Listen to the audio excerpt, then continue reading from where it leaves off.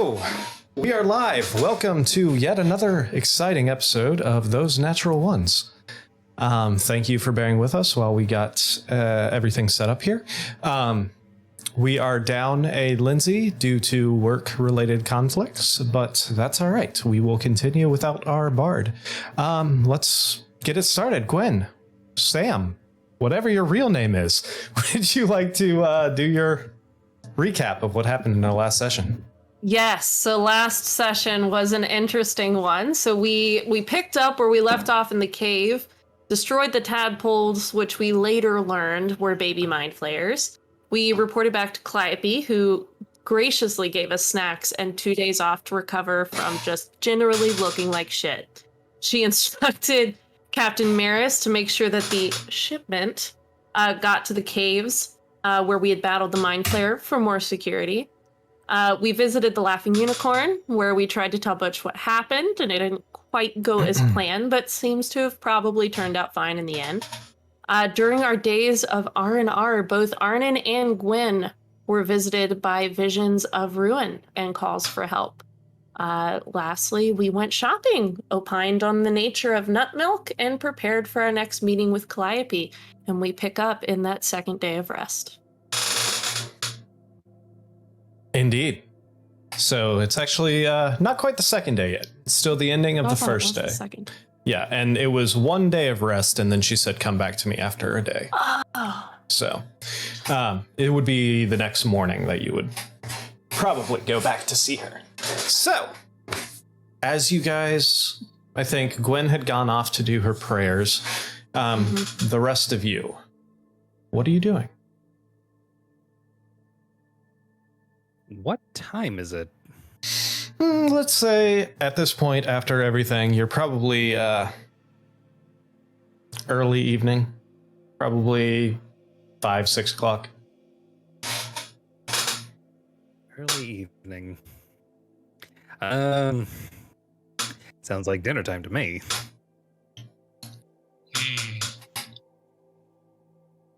But Elric is going to see about maybe taking what is that shopkeep's name from? Can't even remember her name. Jeez. The Flawless Tome. Look, Amisra. Amisra, yes. Elric has been doing this quite some time. Like, since he was 15, he can't remember everyone's name. Amisra. Or Anisra. Is that with an N or an M? M. Amisra. I don't remember that name, but he remembers that ass. M is in maple. Maple, yes. Like the syrup, not the place Naples, which would make it more confusing. It's fine. Jesus. Like the wood. Yes. Phrasing.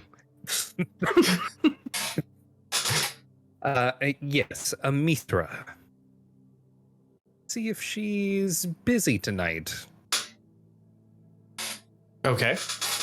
So you're headed back to the Flawless Tome? Yes. Okay. Like I said, it's about 5 or 6 o'clock. You get there and it's pretty busy. It's a pretty busy shop right now. There's you walk in and there's probably about 10, 12 people roaming around. You see Amisra just kind of like frantically moving from one person to another, looking very hectic. I am going to, if there are books that aren't being handled by customers, I'm going to just look at these books, window shop. Okay. And yeah, there's plenty of books in there. So yeah. And it takes probably about 5-10 minutes before she notices that you come in, and then she like looks up and smiles at you and she's like, Arnon, you're not Arnon. Elric. I feel much better about forgetting her name now. That's not the ship I'm looking for. Yeah. She likes the sorry. bad boys. Start that over again. Elric. Pleasure to see you again. Pleasure's all mine. I was wondering, are you busy tonight? She kind of looks at you. She like looks around to about the 10, 15 people running. I'm a little busy right now. Is there something I can help you with? I meant after work. Oh,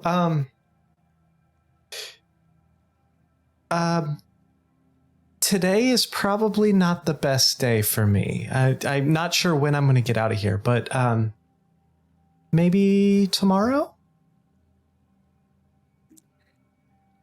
Tomorrow? Yes.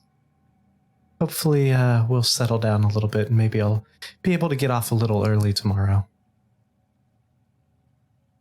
I look forward to it. She just kind of smiles and she's like, "No, I hate to be short, but I'm kind of swamped here." Yeah. She a gnome as well? No, she is. Oh, it's like I hate to be short. Oh, God damn it! Short. No, she is a. I believe she was an elf, like a high elf, if I remember correctly. I believe she was. Yeah. Is. Ask her if she knows what nut milk is. You should. You should. I'm gonna at least wait until like date 2 or 3 before I broach the question. Great question. Hey, baby, you know some nut milk? What is that? Is that a high elf thing? It's a high elf thing. That's all right.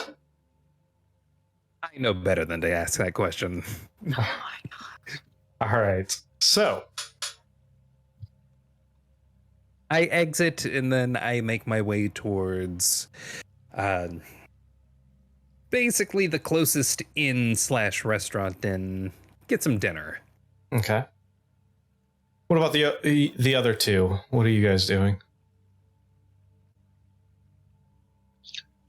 Well, I know Butch is trying to decide if he should swap out one of his spells for augury to try and gain some insight into the what happened to Gwen problem. For what? What spell? Augury? Augury, it's not great since it's asking your deity to basically say yay or nay or maybe yay and nay to a specific action you're going to take in the future. And it's like, it's not great for communing with the deity. It's better for like, should we do the siege or not? Not like, is my friend okay? Is my friend secretly undead? Check yes or no. Oh my god! Oh, this it's is a like magical 8-ball of spells. Yeah, no, that's exactly what it is. It's like Oh my god! it's the tarot deck. It's a tarot reading. It's much less precise than that. Yeah, it's not even that. It's like the chicken bones or whatever that they throw. Throwing It's like bones. It's like throwing a 6-sided die, Yeah. but the god is like telling you whether it once lands on like the plus or the negative or the two spaces that have a plus and a negative. It's like great.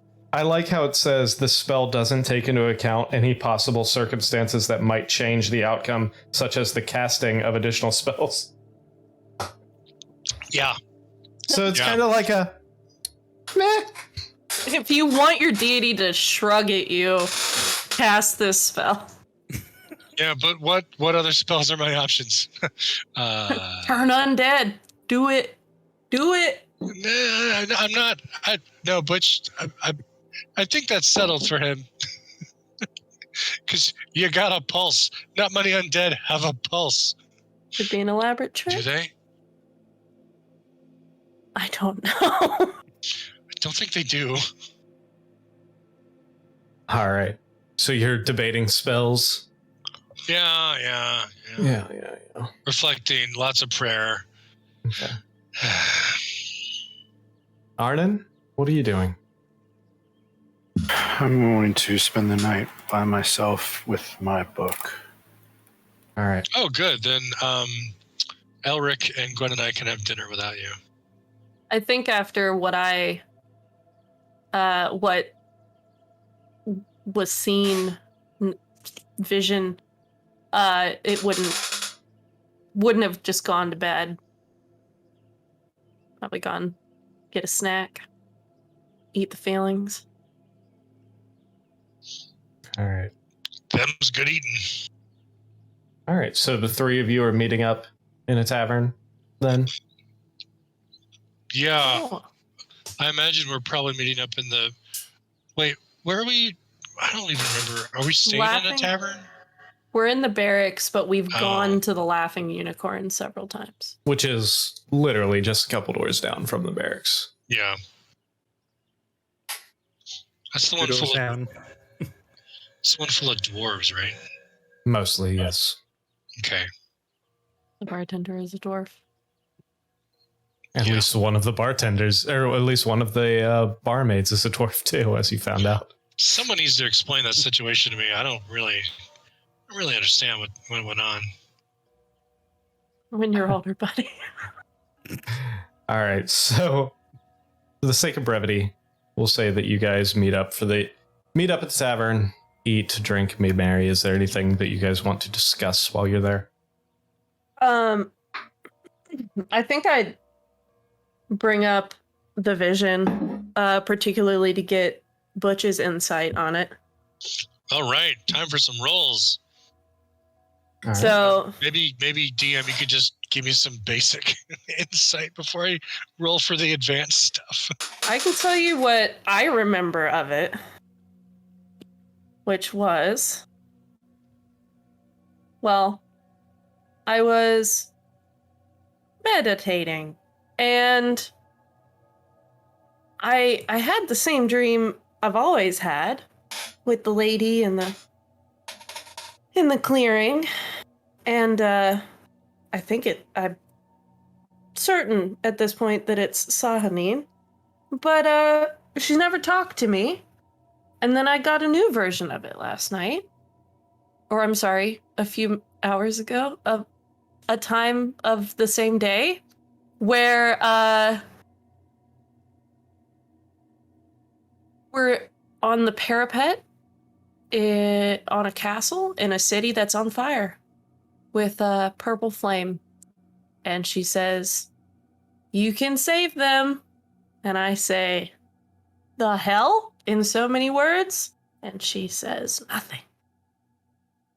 Save who? Them's burning, and we can save them. And I don't know where it was. I can describe the city, but I have no idea where it was or anything else. So here's we are going to run into a small issue because of the fact that Lindsay's not here. So we are going to say that Rhett is with you during this conversation. You describe the city, right? Yes, I Okay. do that. And while you're describing it, she's staring at you intently. And you get through your description, she looks at you and she goes, I know exactly where that is. That's Rockrielt. Where? Rockrielt. It's the capital city of Conticaria. Oh, shit. The capital city. That's where she's from. And she said, she's like, that's where I'm from. That's where my parents live. Did you get a vision of the capital burning down? Yeah. And some force in the sky burning it more with additional dark purple flame.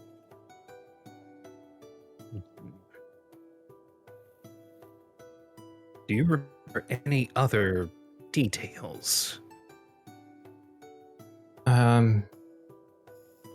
There were soldiers, thousands of soldiers rushing into a broken gate of the city. And carnage.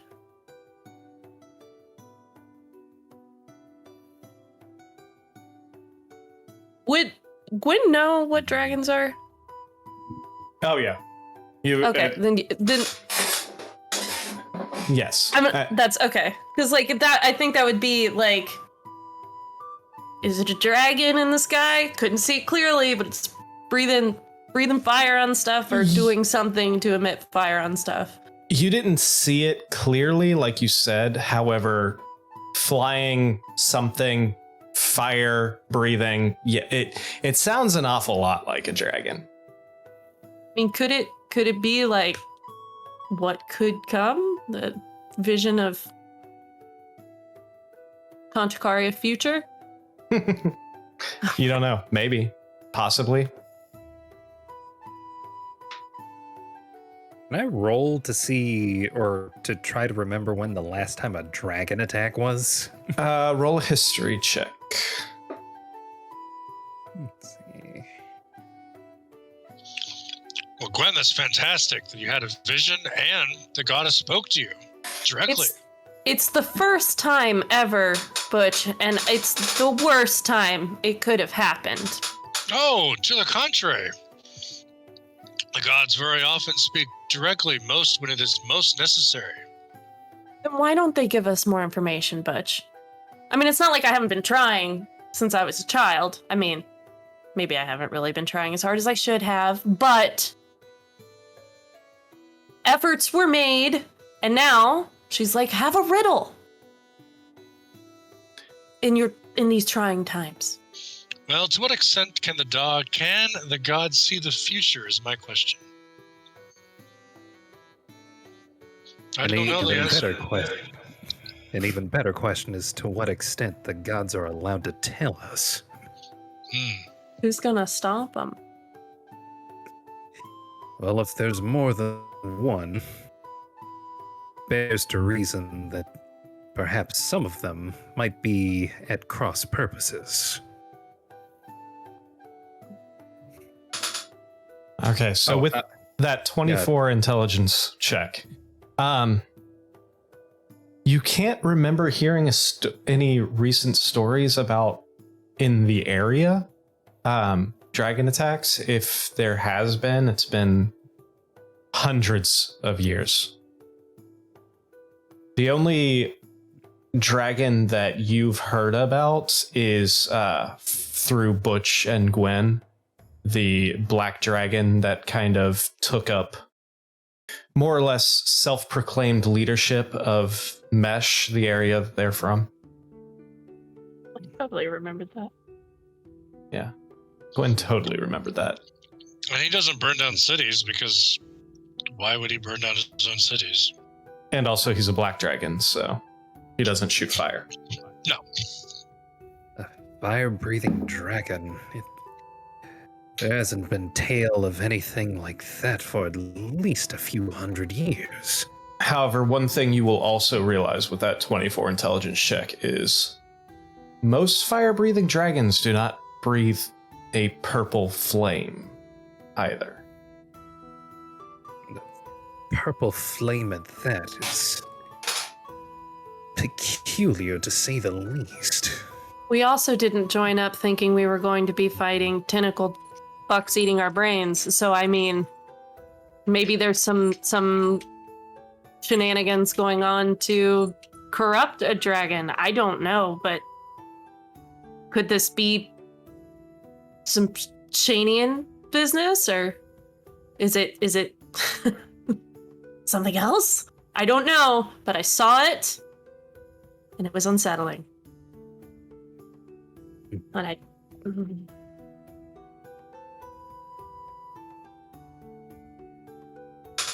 wonder if there is perhaps some way to send word of warning or something.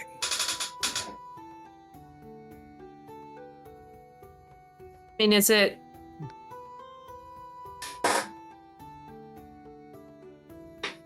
We could tell the general. Yeah, we could bring it up. I just don't know how. How they're going to react to hearing that it came from a dream. Yeah, I would say a vision, because I wasn't really sleeping in any sense of the word. I was meditating, had the vision. No rest occurred. Right. We elves don't exactly sleep, do we? Mm-mm. But I was trying to better connect with the cosmos, but I didn't And you did. That's excellent. anticipate this. I don't know, Butch. I'm very proud of you. The fact you're proud of me means a lot. I still have my doubts. Butch, Yes. your connection to the gods. Yes. Do you have any spells of divination or some such? Yes. I mean, the answers they yield are sometimes only muddle the questions further. Didn't you have a similar vision, Butch? Of things going decidedly sideways? I think so. I have a lot of dreams. I mean, I feel like if we can go to Calliope and be like, there's something bigger afoot, with more than just Gwen had a dream, it might be helpful. Right. Yeah, I mean, it'll be good. Unless I cast a spell right then and there. Even so, she'd have to take my word for it. Unless she also knows how to read the bones. You know, is there any way to, like...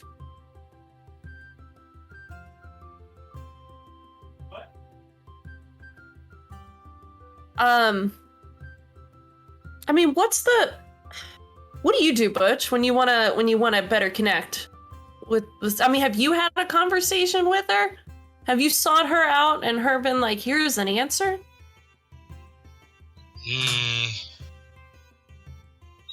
No, it's more like I spend a lot of time in prayer, and then as I go through my life, things click, and then I'm like, oh, there it is.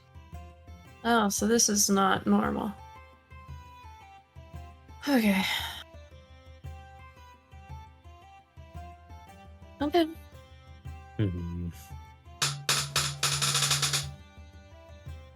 Well,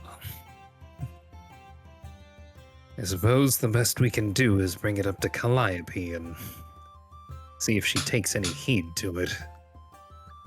I can certainly try. Maybe. That's my line. I gotta check on these kids here. Hold on. All right. So, while you guys continue your conversation through drinking and eating, Arnon. So you are laying in bed reading your book that you just bought. The book you bought is a large black leather wrapped tome, with the title Tales from Across the Plains. And you flip through a couple pages and you see there's a table of contents that's broken down more or less by different planes and then stories throughout them. The one story that catches your eye, you start reading. It's under the Shadowfell heading, and it's a story written about two men who battled across the plains hunting demons. The men formed a council of 3 inquisitors who acted as their generals. It goes on to describe a handful of battles pushing back the forces of the 9 hells, and it goes on to talk about how the group set up base in a corner of the Shadowfell, as at the time they believed that this realm was the gateway to the lower planes, and that fiends, demons, and the like would have to pass through the Shadowfell to enter the material plane. So it was kind of like, in their mind, the last line of defense before hitting the material plane. It talks about their fortress, a single tower 4 stories tall, surrounded by a stone wall, placed in a defensible position in the curve of a mountain range. A town of Shadar-kai, or as you've heard them, Shadow Elves, below, who train to fight alongside the Inquisitors. It goes on to talk about how through the years a rift formed between the two. The one, Olmed, believed his partner was taken over by demonic forces. It talks about how his demeanor changed over time, and how over the years his form became more lithe, his skin became more pale, and how he would refuse to go on hunts on the material plane anymore. It talks about how perhaps Strahd von Zarovich picked the Shadowfell less because of its strategic placement on the plane wheel, and more because of its eternal twilight. Talks about how the idea of using the Shadowfell as a blocking point was proven wrong, and how certain portals and certain magics allow transportation directly from one plane to another without needing the need of a layover. The accounts of what happened are vague, but it talks about how Strahd, with the help of his three Inquisitors, Cosima, Ansel, and Tristane, betrayed Olmed, possibly slaying him, possibly imprisoning him. These accounts seem to be the retelling of a story that, if it was true, happened hundreds of years ago.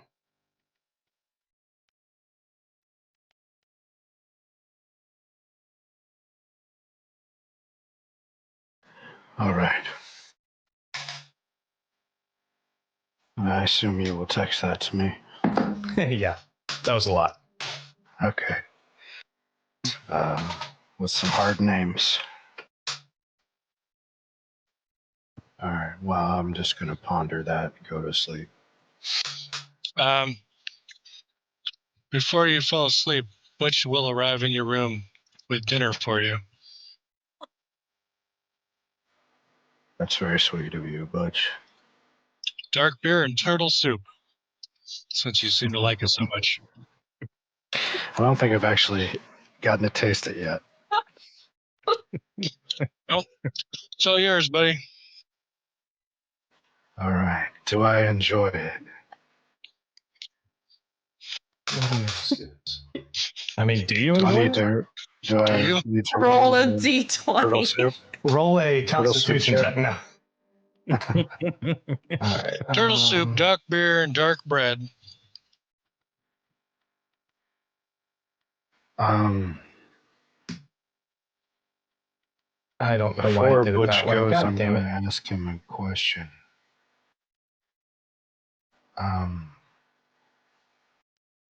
What's the name of your goddess?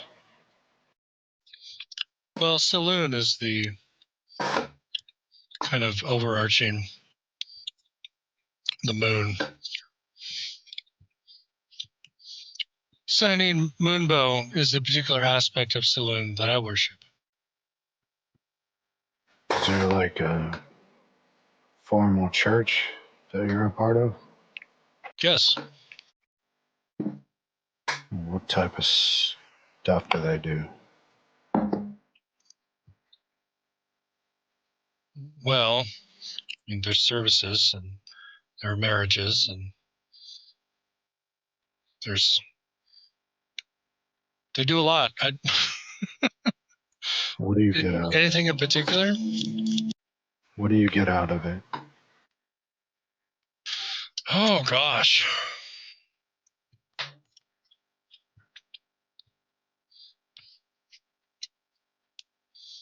What don't I get out of it? I mean, it gives me purpose. It gives me a structure. It gives me a home. It helps Like, to explain like a things. literal home? Like a community. Okay. Do they do stuff for the community? Of course. I heard Some of them run orphanages. Is that something that your church does?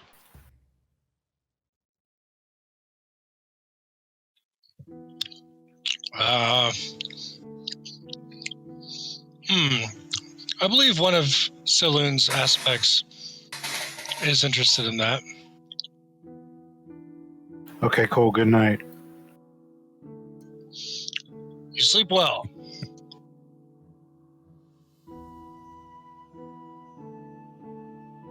And I go to bed. All right. Anything else anybody wants to accomplish before your nighttime rest? I want to do something during my rest, but that's it. Okay. Just start journaling, make another bottle. Okay. All right. So you all make your way back to your rooms eventually. Settle down. Sleep comes for you. Butch. Dreams about werewolves and preserving life through the knowledge of the ages. Something like that. Okay. This is a dream you've had a couple times in your life. More often over the past couple years than before. Than when Is you it were the one younger. about the werebears again? Yeah. No, you're standing in an empty room, or you're standing in a room.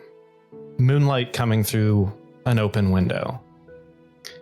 It's late. It's probably very early morning. Moonlight bathes over the bottom of a bassinet. You step up to it, and it's empty. You turn around, and you see a woman in white. You can't make out her face or any defining details of her form. She's holding a baby. She raises her arms out to you, offering you the child. You reach out and you gently take the baby. You're holding this child, and then she starts to move away. You start to back away from the woman. Once you exit the light, the baby darkens. Her skin turns gray and ashy. And then you wake up.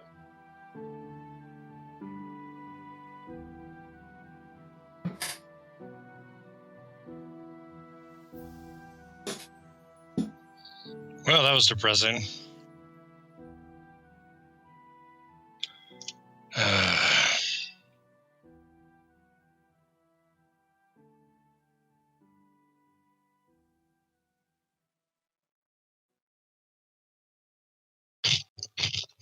I'll probably go back to sleep depending on what time of day it is.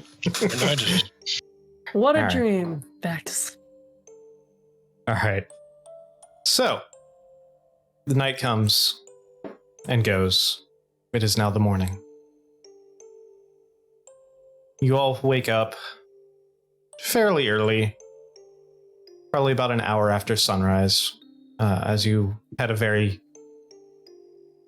eventless evening. Did I have any dreams that helped explain that dream after I went back to sleep after having that dream? No, that was That's the too only bad. dream. That was the only dream you can remember from that night. I process a lot of stuff in my dreams. Okay. So, it's morning. What would you guys like to do?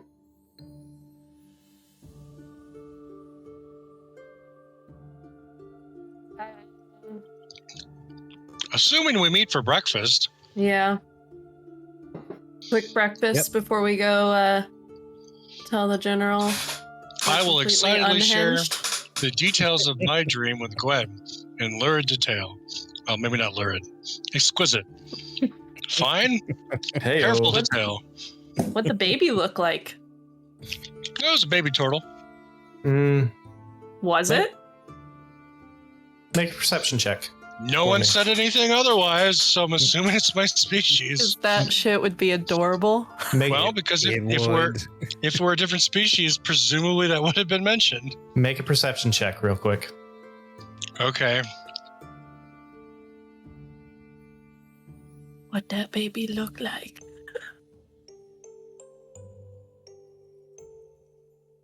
It was not a turtle. Oh, now you tell me. That changes things. It was. You saw olive skin, slightly pointed ears.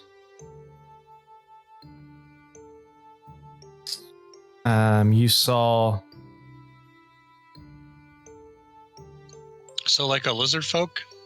No. It was mammal skin. I'm sorry, did you say mammal? I said mammal skin. Okay. It was looked very elven. So not tabaxi. No. We got a lot of races here. Yeah. I'm trying to think the best way to describe this without describing it too much. Can we milk it? Hey, Butch, was there anything on the face, forehead area? Just curious. There was. It's a fucking There joint. was. You son of a bitch. Did it look like this, Butch? I don't know. Just I don't know. curious. No idea. You did see a mark on the forehead of the baby. Butch will tell Gwen he saw a mark on the forehead of the baby. What the mark was, he doesn't know, as he was not told. You weren't quite sure. I'll what the try mark to was. remember. Was it bite marks? Ooh. I don't know. Oh my god. Dark. Damn it. Super dark. Looking out of nowhere. But the baby had the beginnings of hair. It was still fairly bald as it was a newborn baby, but So no clue as to what race it is, other than it has mammal skin. it And has pointy ears. Yeah. Do you know how many races have pointy ears? Pointy ears, olive-ish skin, slightly So tan. it could have been a goblin? Like Italian olive skin, not like green skin. Okay. When I say olive skin, I mean like how you describe somebody from the Mediterranean. All right, that doesn't really help because I It had don't know what color skins the various pointy eared tan-ish. race. Tannish. Okay. Oh. Tannish. It had slightly reddish brown hair, the little tufts of hair that it did have. It was a tannish cub. If you're describing this to Gwen as he is describing it to you, Gwen's freaking out. I don't. I'm not even sure. I know what color it is. It's a tannish olive, brown-haired baby. Were there any facial features other than the ears? And the mark on the forehead? I'm assuming it had two eyes. Did the mouth look like? Was the nose dwarven, elven, halfling, gnome? It was Was a it one of nose. those races? It was a baby nose. It looked like the nose of a baby. Okay. Fantastic. Yeah, it was a baby. Funny-eared baby. I don't know if you're aware of this, Here, but baby. babies of humanoid races all kind of look similar. Okay. Let me just get this straight, Butch, just to make sure I understand this correctly. It had pointy ears, reddish hair, kind of like this, and something on its forehead. Just clarifying, that's what you said. Does Gwen have reddish hair? Yes. Oh. Okay. Just ask. Just Do you, I don't exactly have pictures floating around here. do you also want to describe the forehead thing? Because I don't think he realizes that. Oh, she's got Oh, no, like I a know all about birthmark Mark. on her Yeah. on her forehead. Roughly the shape of a crescent moon. It's true, but this She's child also has got other birthmark. face tattoos she did on her own. But like this Yeah. was a birthmark. Yeah. I didn't really see the shape of that mark on the baby.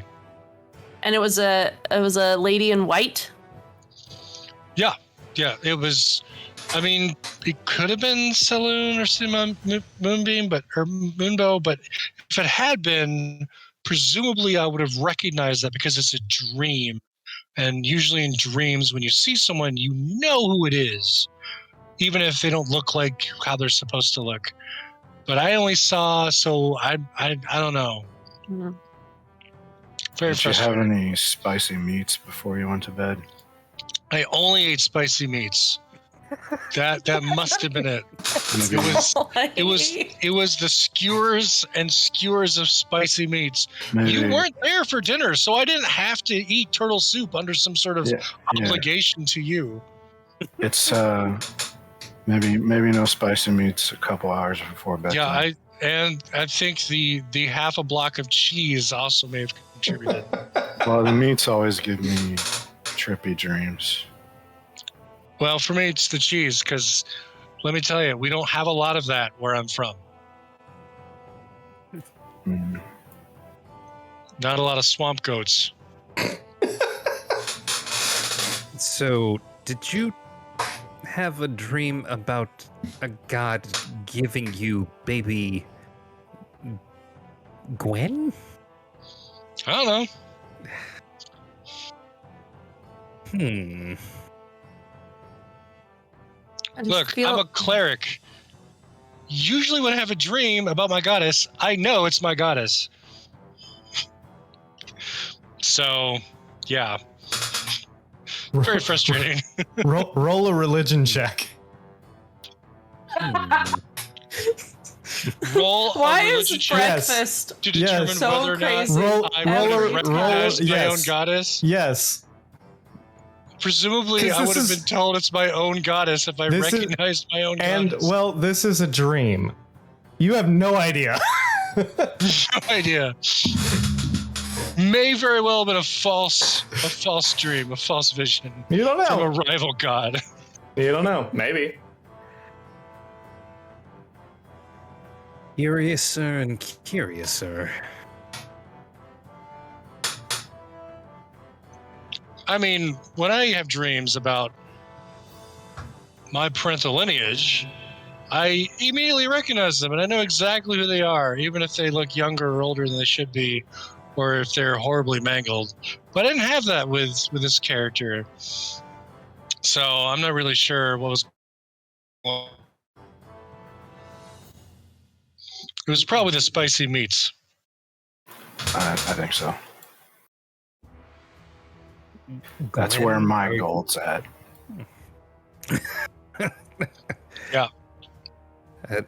Gwen, are you an orphan? You know, No, it's not. No. huh. I mean, I have a parent still. And then I was sent off on my merry way, encouraged to see the world. And then this opportunity came up. But I mean, as far as I fucking know, he's still around.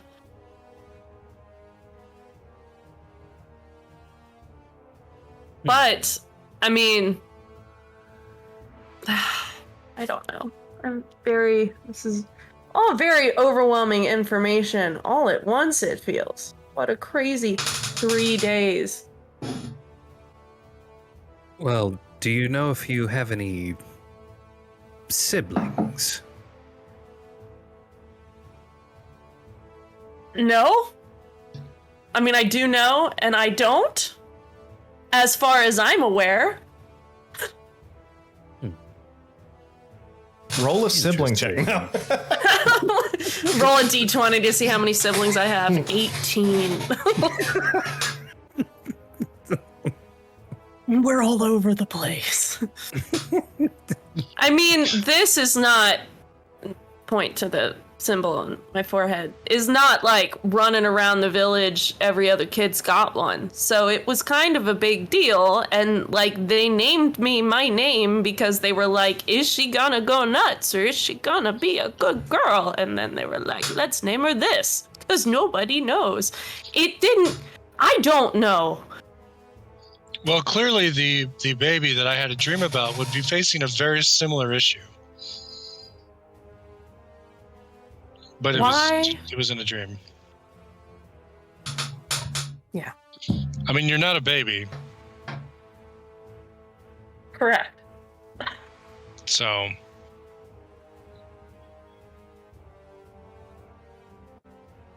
Would they all know what my name means? I guess it would be I mean, they're elves. Yeah. Sylvan would be or would it be I don't know. At least Arnon would. Elric maybe not, because Drow speak Undercommon, not Sylvan. Yeah, I for damn sure don't know Sylvan.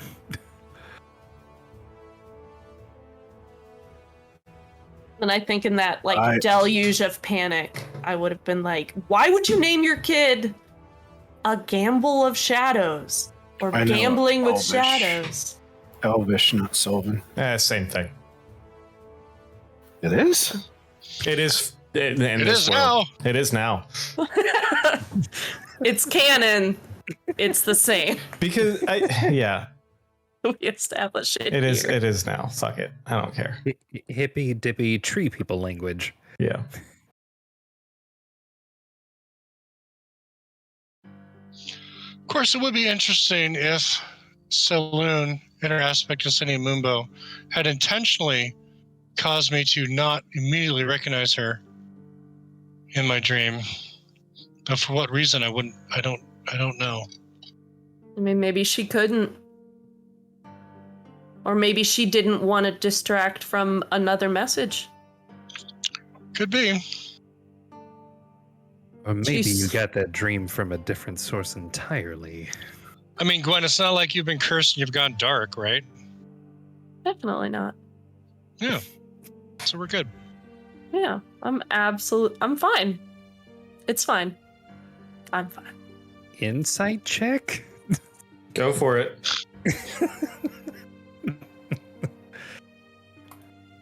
What are you trying to figure out? If she's gone. If my answer to If saying she's that being a- everything is fine when he asked if I was cursed and going dark. Yeah, it's all like, right. it's like, you're fine, I'm fine, we're fine, everything's fine. You everything's can. fine. Sam, do you know how to do a private roll? I can change the drop down to a private GM role. Yeah, do either your choice. Don't tell us what you're doing. Either a persuasion or deception check. Do not How do say. I don't You know might what just my have to do- modifier is. Yeah, you might just have to add your modifier. He's old. Seem to have lost my character sheet. 1 second. Oh, I had to refresh. That's why. Sorry. Okay. And What were my options? Either persuasion or deception, depending on how you want to play this.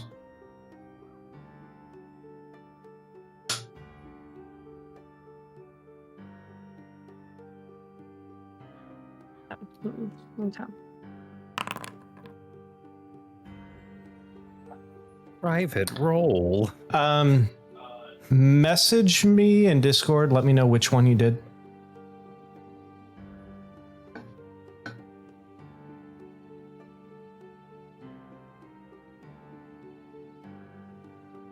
Okay.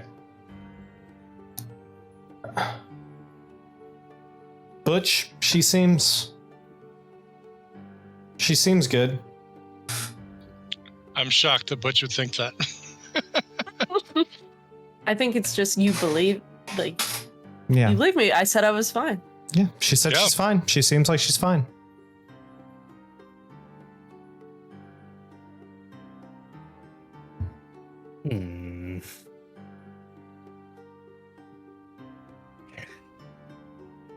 Well, believe we've spent enough time concerning ourselves with one vision, dream. Are there any others? Would Arnon have told us? No. I think since Arnon wasn't at dinner with us, I think I'd say, hey, give him the rundown of what we had already talked about the vision of the capital of Conticaria burning and a fire, what we can guess is a fire-breathing dragon. And that we want to bring that up to Calliope.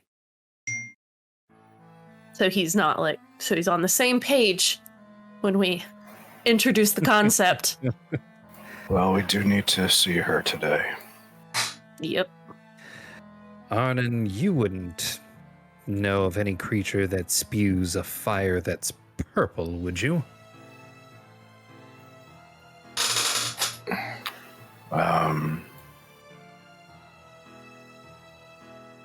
Would I?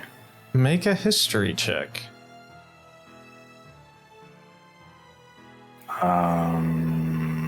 With advantage or normal?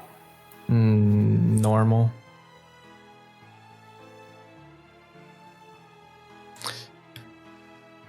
So, funny enough, while you were reading in your book, you did come across a one chapter that talked about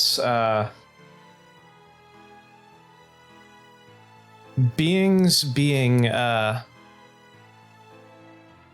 corrupted after spending extended amounts of time in the Shadowfell. And one of these beings that it spoke of specifically was dragons. And how when dragons are trapped inside the Shadowfell, they tend to be twisted and corrupted to a point where their entire visage changes, including things like their appearance as well as their breath tends to take on more aspects of the Shadow Realm.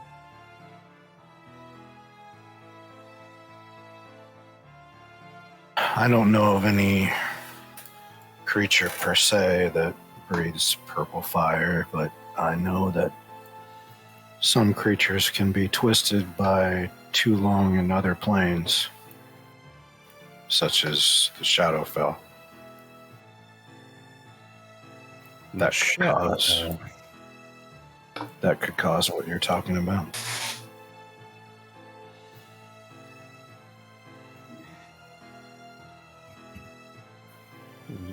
The more I hear, the less I'm liking this entire scenario.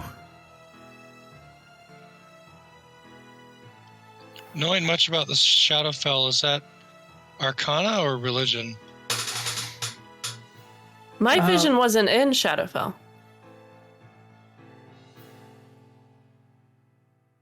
Or would I not? Never mind. I'm just saying that the thing spitting purple fire may have spent a lot of time in the Shadowfell or another plane.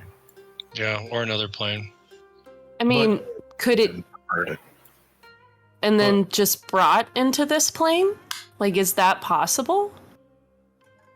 Just pop it on over, have it ravage a town, pop back, time for lunch? Well, if we can travel between planes, there's no reason it couldn't. Butch, what were you asking? Oh, if which skill is tied to knowledge of the planes? Is it Arcana or religion? I would say for the sake of this campaign, it would be more history. Lovely.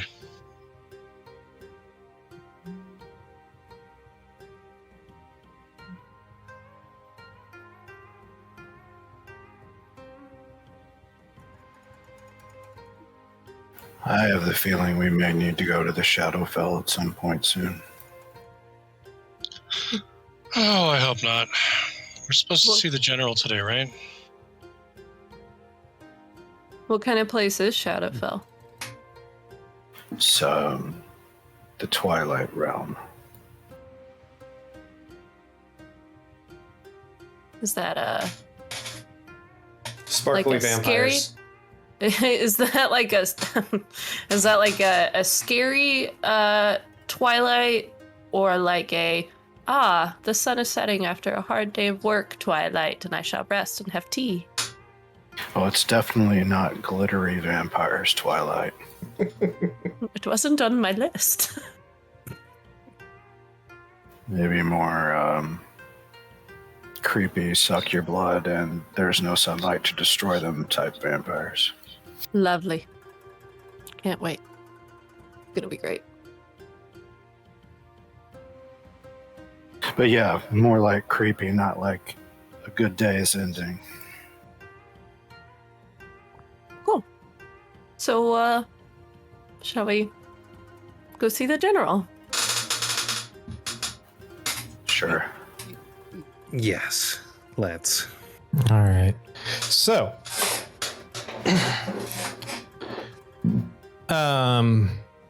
remind Rhett next week. Between breakfast and dinner and all that, you're probably looking at 2 less gold in your inventory after breakfast and dinner the previous night.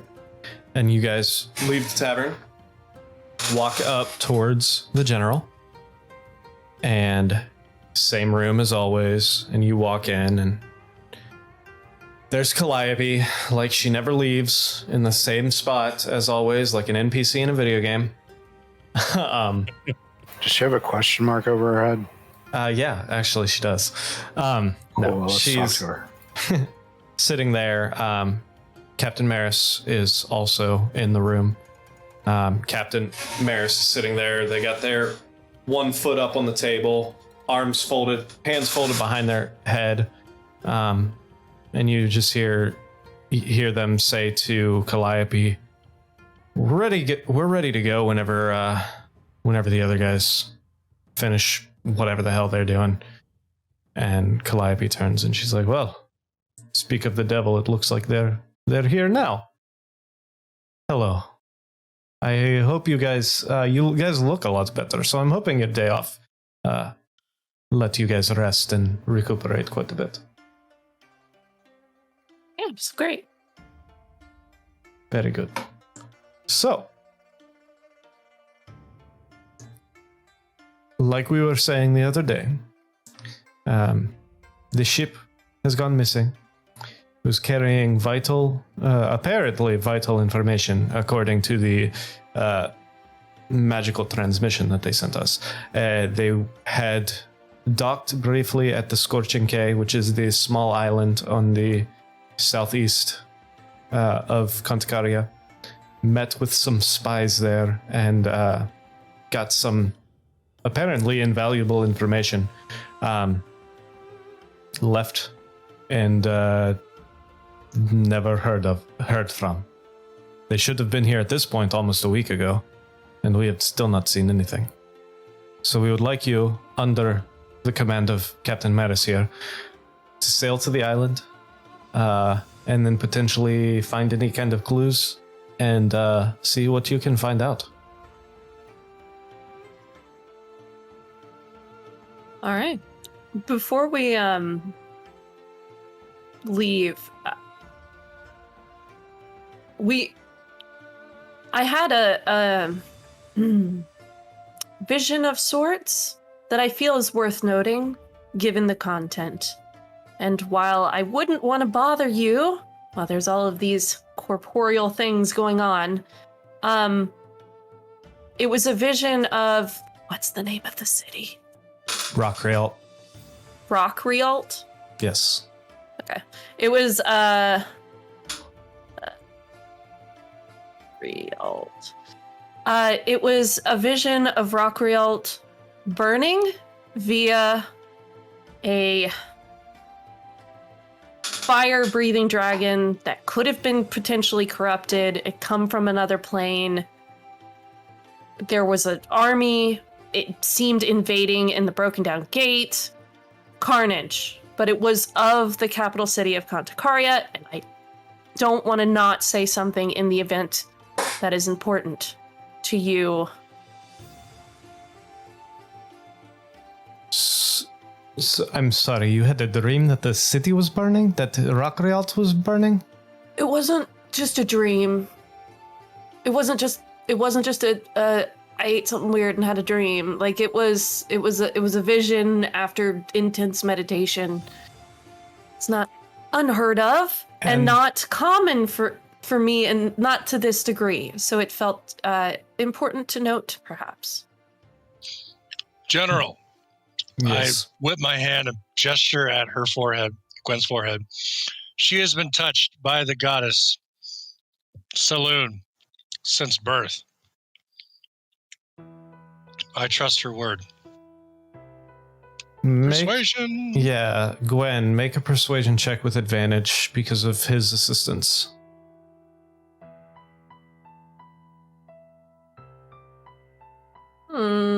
Why can't I do it at advantage? Because is that still private?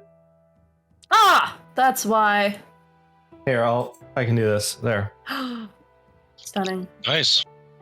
You might have to just roll it again because the fucking Not so nice. they fucking Foundry updated and none of the mods have updated yet, so we're having some issues with Foundry. All right, so advantage Okay. 17. She looks at you and she's like, "Okay, I will send words to Rockrialt and make them aware of what you're saying here. Is there any more information you can give me? Or any of you?" A purple flame. Purple flame. Potentially a dragon. If you have any experts on interdimensional travel, that would be Or just anyone else who's I don't know how fruitful it would be, but like maybe I'm not the only one, you know? Like Sure. I'm sure I'm not. All right, I will send word to Rockrialt, and we will see if there is any truth to these visions. You guys have not let me down yet, save for burning a boat in my harbor. But beginners, we'll get over that. Other than that, you guys have not let me down, so I will look into this and I will see what I can find. Is there anything else? I pull out the snack box, my snackle box, and I offer her a snack this time. And I say, I appreciate it. Would you like a snack? Thank you, but I am okay. ooh, burn. Well, I need better snacks. This is a challenge, and that's okay. I just had breakfast. I'm just not very hungry right now, but I do appreciate you actually trying to pay back some of the shit that you stole. What do you know about the Shadowfell, General? The Shadowfell.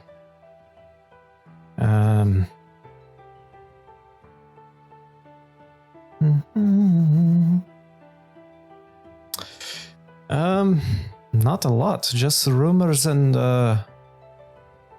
stories from when I was a child.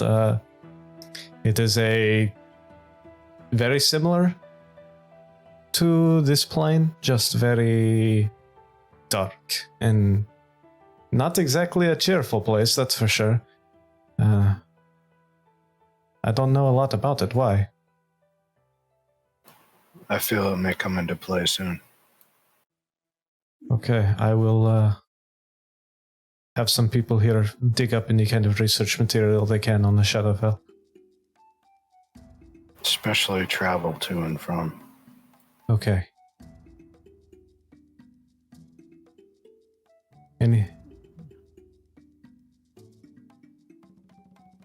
I believe that was all we had. All right. Let's Well, go sail a boat. Captain Maris, Yes.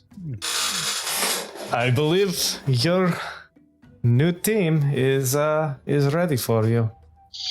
You know, Captain, we do have experience sailing. Yeah, I know. I have to fucking veer around that pile of shit that you guys sunk into the bay every time I pull in now. So thank you for that. You're welcome. Shan, one last boat. Okay, you got a point there.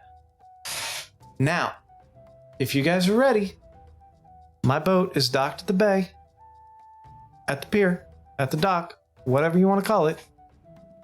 Head on down there. I've got a couple things to pick up downstairs, and then I'll meet you guys down there and maybe... Yep, we're going to beat you there.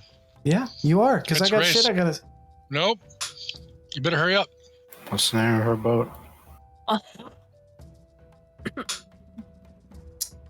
I don't remember. I wrote it. Is it Bodie McBoatface? Yeah, it's Bodie McBoatface. No, It was the... Narissa. Narissa. Yeah, the Narissa. Thank you. The missing ship is called the Pearl Prize. That's right. All right, so I got a few things to pick up. Well then. And then I will meet you guys on the boat. Feel free, make yourselves at home.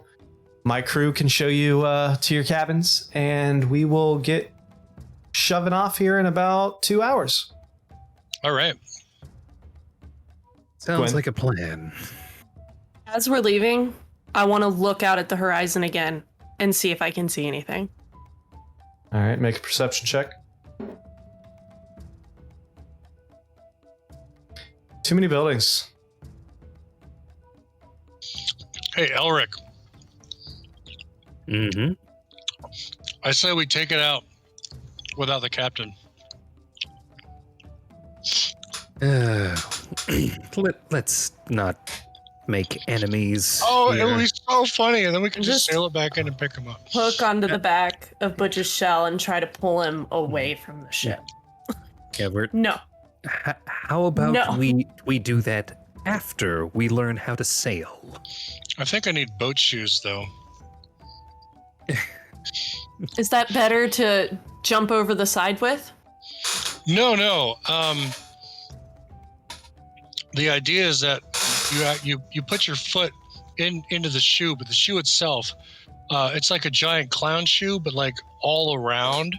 So it spreads your weight. So turtles can stand on a ship without our feet just punching right through the weak boards. Oh, okay. You got to distribute that weight, otherwise it's like That's valid. concentrated. Yeah, I weigh a quarter of a ton. And Yeah, remember when you Son of a jumped off of the bitch. deck in Yeah. that other boat? yeah, I remember my That was crazy. shell still has notches in it. I'm not getting those those grow bits of back? shell back. Oh.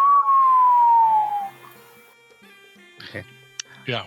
I- Emery. I can't tell you how many times I put my foot through the boards while I was looking for that stupid cloth. Maybe you should have sunk it right there and then, and maybe we'd be appreciated a little more. Probably. Hey, Emery, out of character, real quick. uh-huh. Fuck. At some point, we are going to have a conversation because I'm sure it's one of the fucked up modules. All of my scenes are gone. All of your scenes are gone? Yes, but it's like on the top left, the quick keys still let me pull this one up.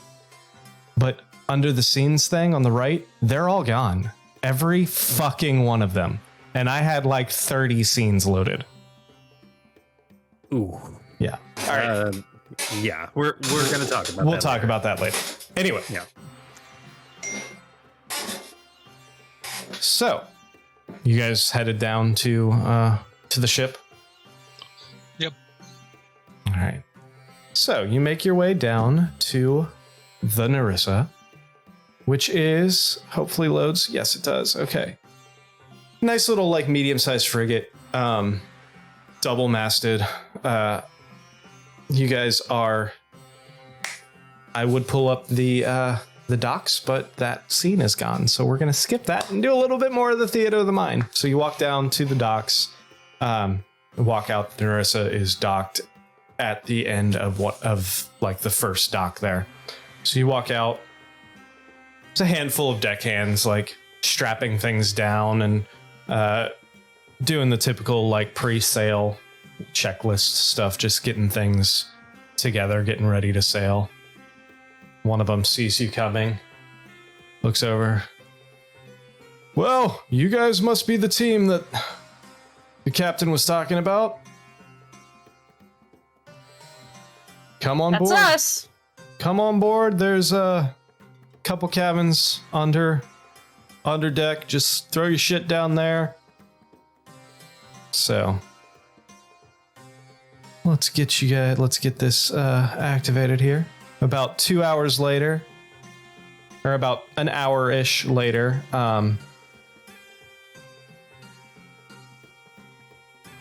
the captain shows up, as well as let me throw all of you on here. And you guys shove off. You make your way out. Where the fuck is Rhett? Rhett was following you, and She leave her behind? No, she's on the boat, and she's like, I don't do well the first day at sea, so I'm just gonna. If you guys don't need me for anything, I'm just gonna go hang out in my cabin. Below decks. So, good luck. I'll be down there. What the fuck was that?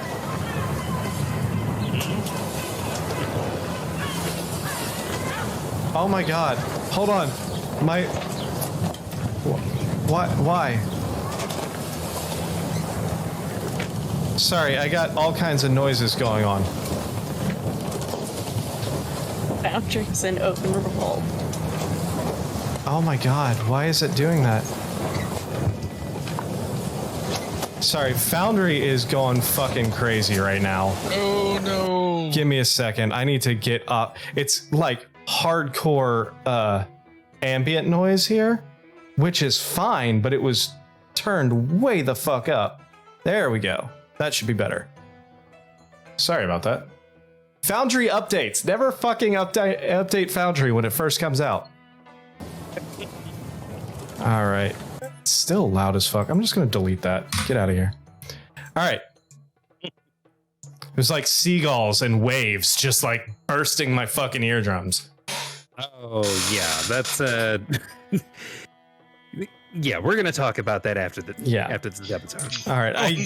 I went in and I turned the volume almost all the way down and it was still bursting my fucking eardrums, so I just deleted it. All right.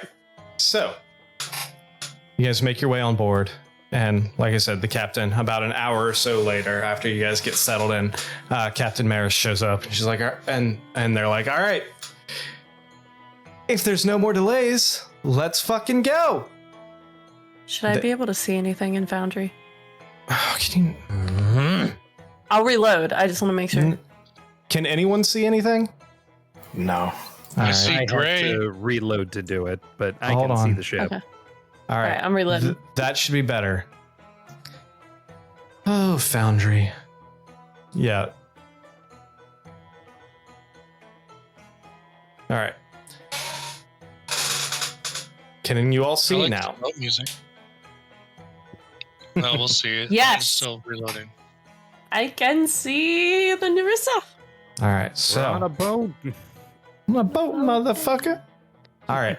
So My flippy floppies. they look at you and they're like, all right, so make yourselves comfortable. It's going to be about a 2-day sail to the Scorching Key. So have at it. And then she like turns around and she's like, all right, all hands, prepare to sail. Sails unfurl, lines cast off and all that. And the boat makes way and heads out. Now, it's at this point where we're going to go ahead and take like a 5-minute break because it is just about 10 o'clock. And then we will come back and see what happens during this sail to the Scorching Key. All right. The Scorching Key, not K. So, we will be back shortly.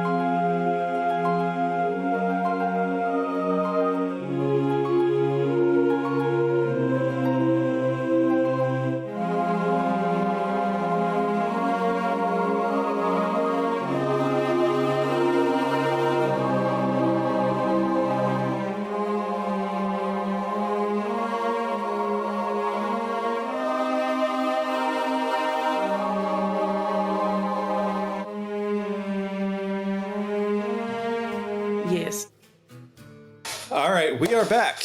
And before we get into it, quick announcement, real quick. Thank you to both Fredzilla and Halen Fox for your subscriptions to our channel. We appreciate it. Welcome to the club. All right, so continuing. You guys are on a boat for 2 days. I'm walking softly. Walking softly on a boat. For the sake of brevity, because we don't want to spend 2 actual full days just talking about sailing. I would like... Give me 1 second. I should have been more prepared. Doctor is actively working against you. It is. Freaking Foundry. All right. I would like somebody pick a somebody roll a d20. Who wants to roll a d20 for the first day? Butch. Welcome. Oh no. Those natural ones. They've struck again.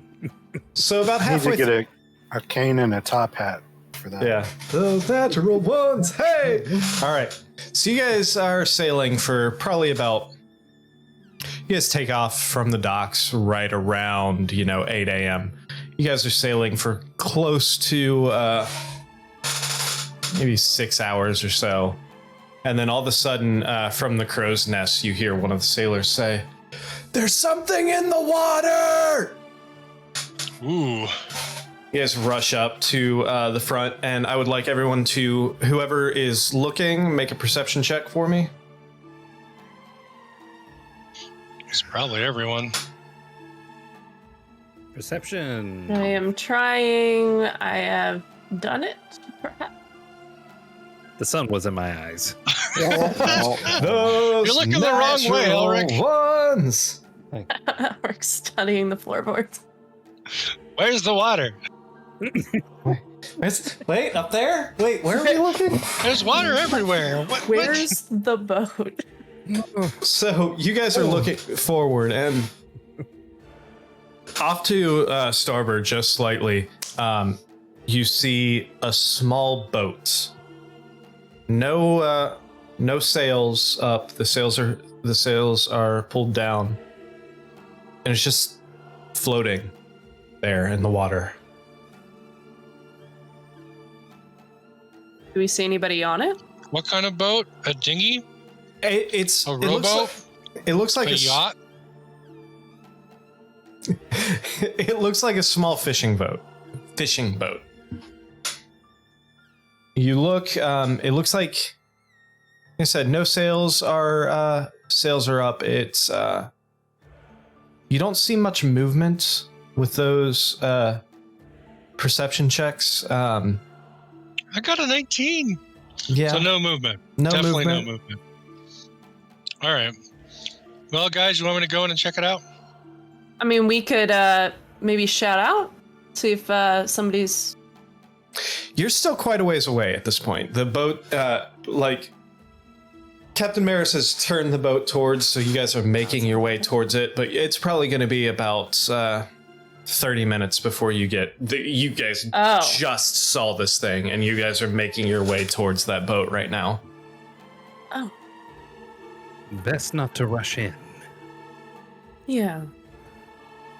I think Butch should That's a jump good- off the side into the boat to sink it. Maybe we should Sneak find attack. out what's on it first, because what if this isn't nefarious?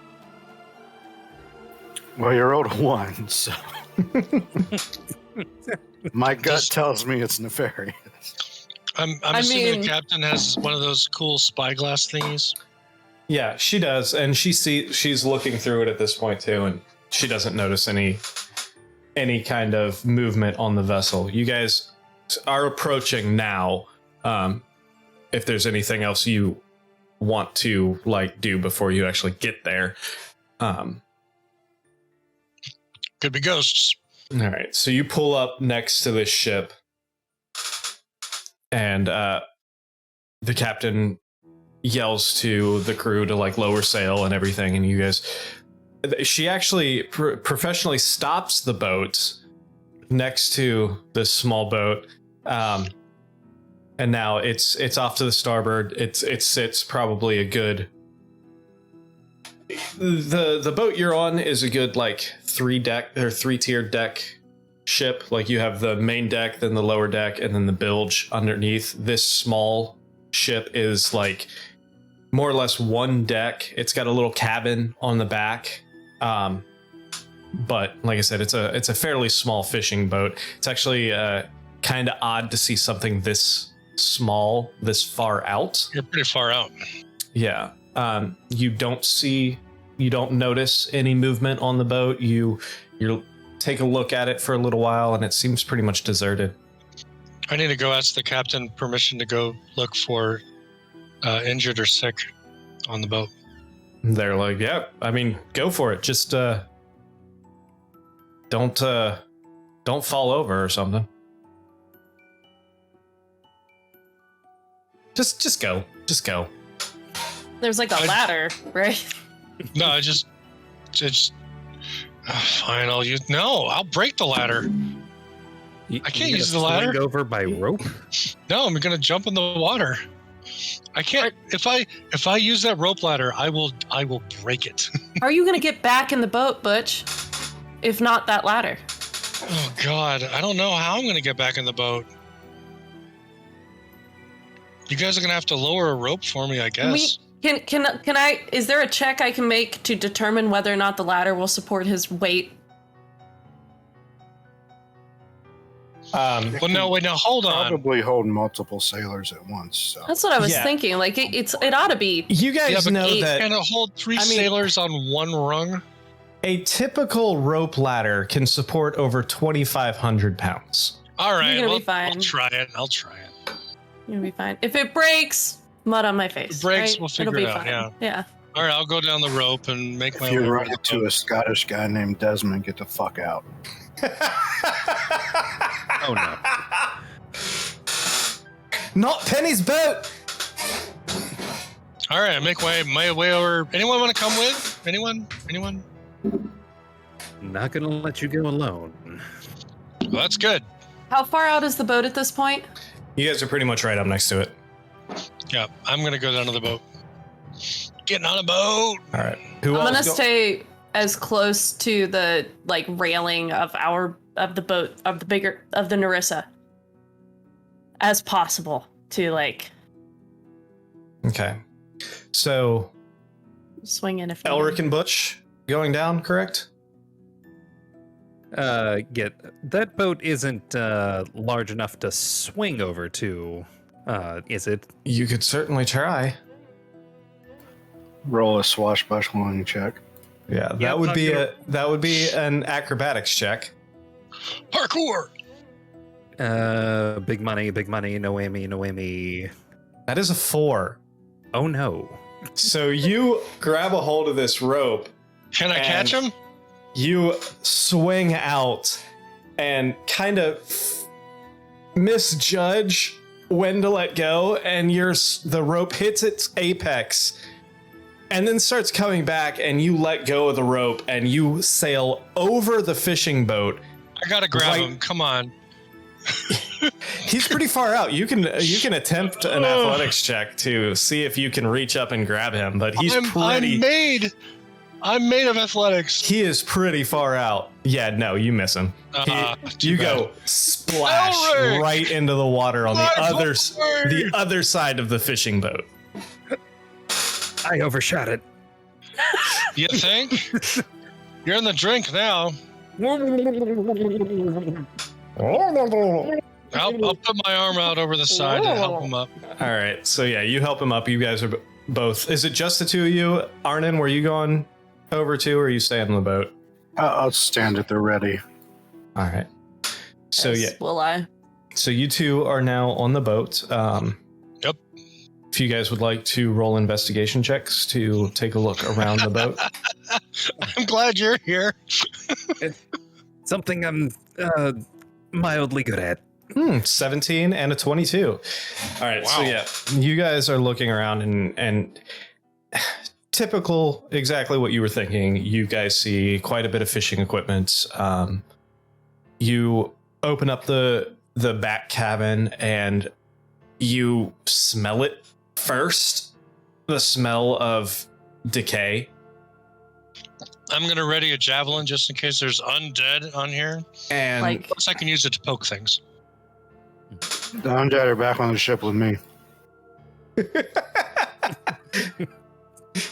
so it hits your nose first, that smell of decay and like rotting flesh. And it's clear that these doors have been shut for a while. You know, it's like letting everything out that's kind of collected in there for possibly weeks.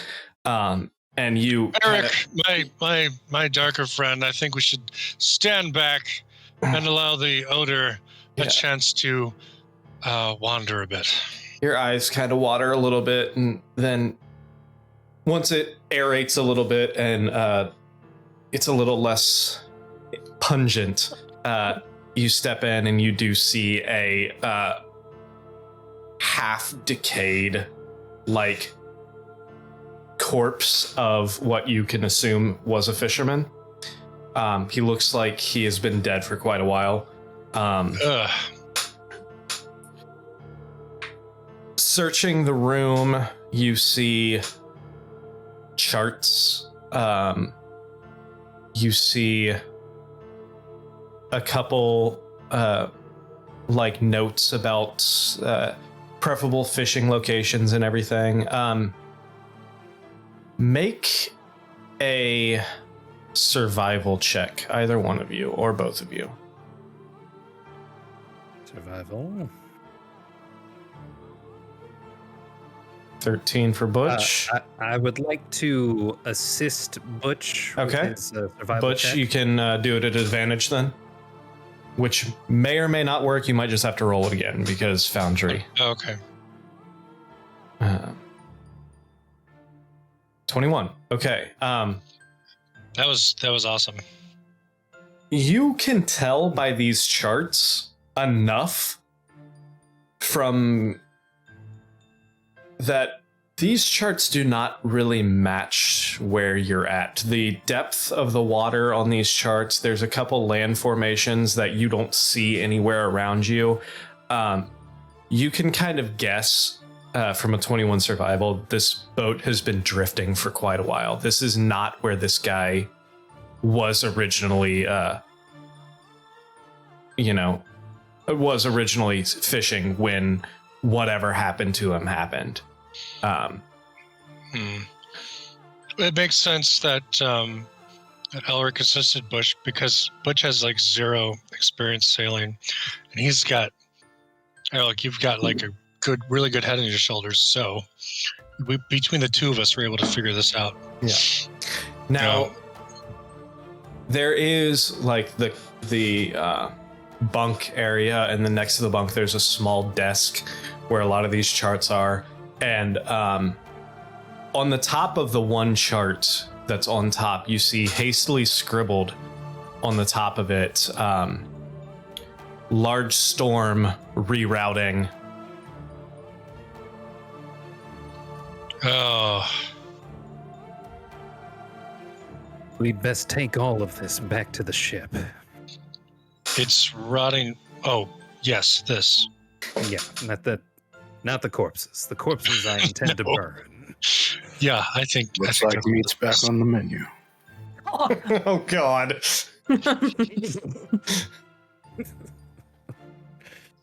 yeah. All right, sounds good. All right. So you take the charts and stuff back to the... Yeah, it's just a storm. I suppose that's. No, Gwen's right. I should have prepared detect undead. Well, I'm gonna. hopefully you won't need that. Hopefully. All right. I'm gonna poke around a bit more because I'm, worried. All right. Yeah, you look around a little bit more. You don't really notice anything else in the boat.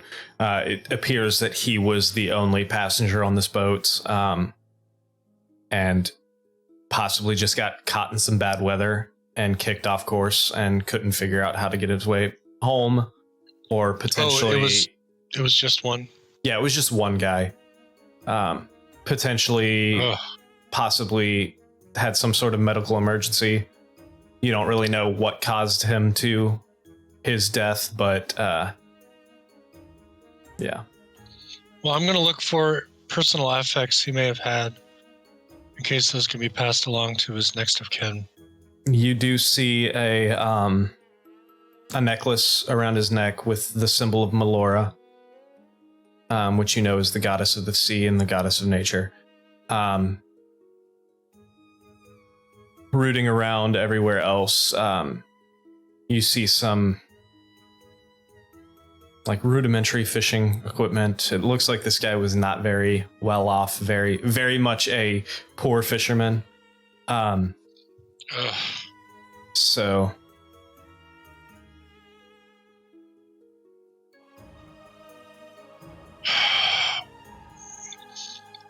well, I suppose we should give him a burial here. I'll do a service. I'm wondering if, I suppose it would be completely inappropriate for a cleric of one god to even pretend to do the rituals of a different one, so I'll have to do my best.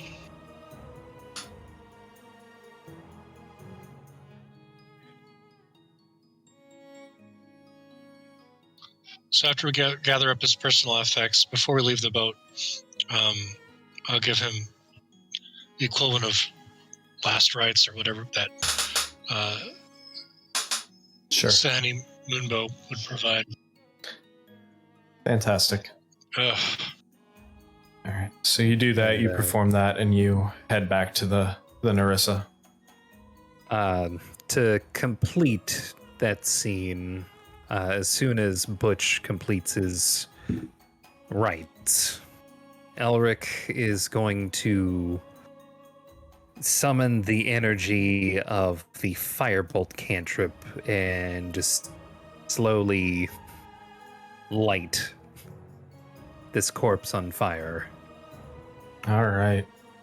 So yeah, you do that. It doesn't take a lot. It's in the heat of the cabin on the ocean. There's very little moisture left. He's basically mummified at this point. So the corpse ignites, the flame slowly spreads around to the wood of the ship. You make your way back on the Narissa right as the rest of the Viking funeral, the whole ship starts to ignite, and Captain Maris pulls the Narissa away as to a safe distance, as to not let the flames jump to that ship. And it goes quickly. It's only a matter of minutes before the ship is engulfed and sinks below the waves.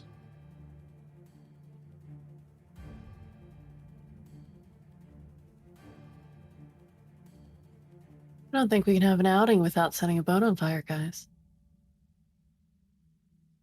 What'd you find? Well, we can lay out the stuff we found.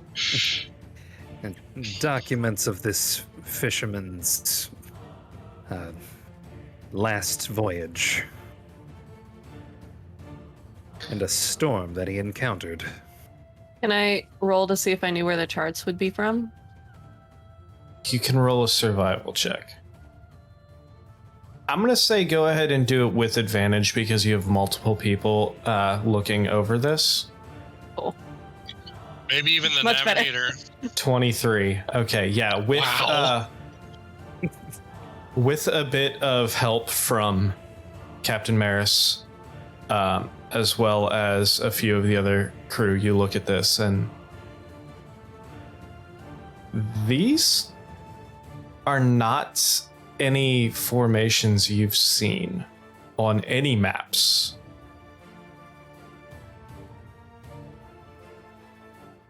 Anywhere? Anywhere that you're familiar with. These look like there's the one chart that has a coastline, and that coastline does not match up with anything that you've been familiar with, and you actually Captain Maris pulls out the charts that she has, and none of them match. This fisherman was playing Spelljammer.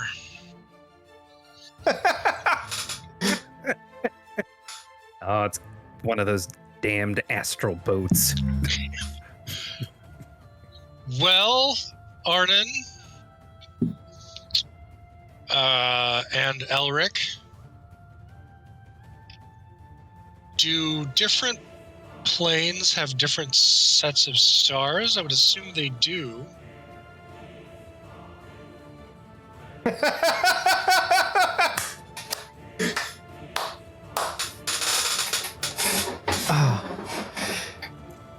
Well, yes, and well, you did actually. Now that you say stars, yes, there would have been a couple star charts in there as well, which also did not match what you were seeing or what you were familiar with. That's significant. Forgot about star charts were a thing. Actually, to be completely honest, Have any of us traveled to the other continent, or even know about it? you would know about it, yes, but none of you. I would know about it. Yes, Yeah. you would for sure, but none of you have traveled there. Would the stars be fundamentally different just on another? Make a nature check. Me? Yes. Since you're the one asking the question. That makes sense. From what you know, yes, the other side of the planet would potentially have different stars and different constellations in different locations, but they would still be relatively similar. And you would still be able to see with the rotation of the planet, you would still be able to see the same stars just at different points of the year. Is the land on two different hemispheres?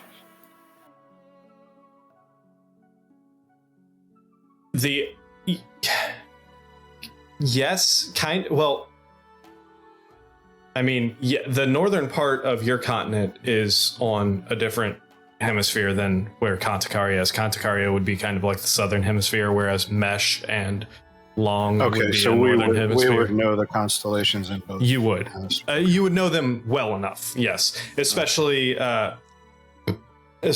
Gwen and Butch would know the constellations of the northern hemisphere because that's where they grew up. I mean, is it not? I mean, is Complete sentences. nope, refuse. Could it have been from somewhere else entirely? Like, What do you? not this. I'm asking the group at this point. Like, I Yeah, mean, could it not be from here? I mean, we've already Whatever, posited wherever we are. the idea that this dragon may have spent too much time in a different plane. And if we have It's the fishing boat. a fishing boat whose stars don't match our own, That guy was a dragon. I Very, highly doubt very that. funny. But he's dead Very now. funny. Fool me once. No. So, Clip that. turtles have different expressions. Fool me once. Jackrabbits do. If the two And he things talked are about- connected, A massive storm could have been a magical storm that caused him to pass between worlds. That's a thing, right, Elric? I mean, it's entirely possible. So it's And a if thing. if your dream or vision about the dragon is true, then it would have to take an opening between the worlds large enough for something that large Like a to storm. even make it through. The only question is, why now? Who had the dream or vision about the veils between worlds getting thinner? That was Butch. Yeah, that was me. I was thrown through a whole bunch of different planes of existence. A whole bunch of interdimensional stuff. It's not fun. Very nauseating.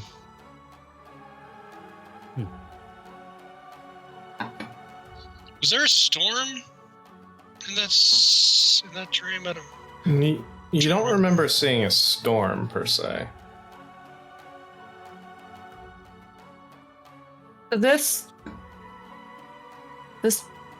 guy found a storm, tried to circumvent it, apparently got sucked into it, and ended up here. Would that mean that would there have also been a matching spot on this side? The missing boat. Our missing boat. Could it have also gotten maybe an exchange of matter between the planes? I'm not quite familiar with interplanar travel. Like ships passing in the night.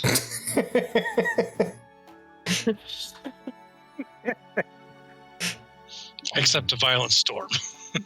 Like ships passing through hell. Got it.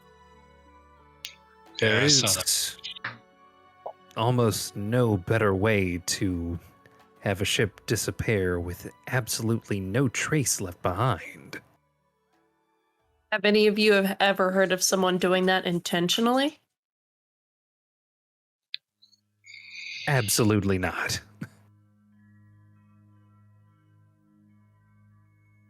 I could only posit that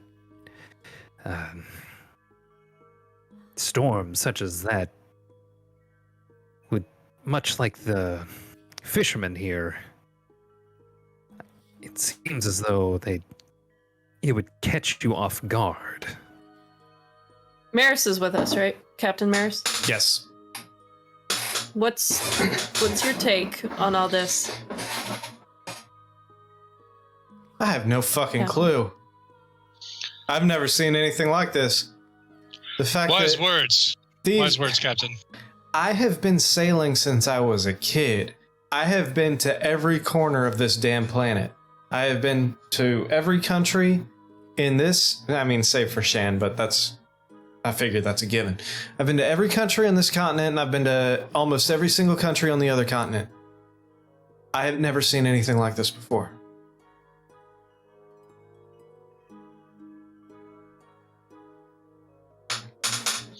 Elric, did you catch what kind of humanoid that corpse was?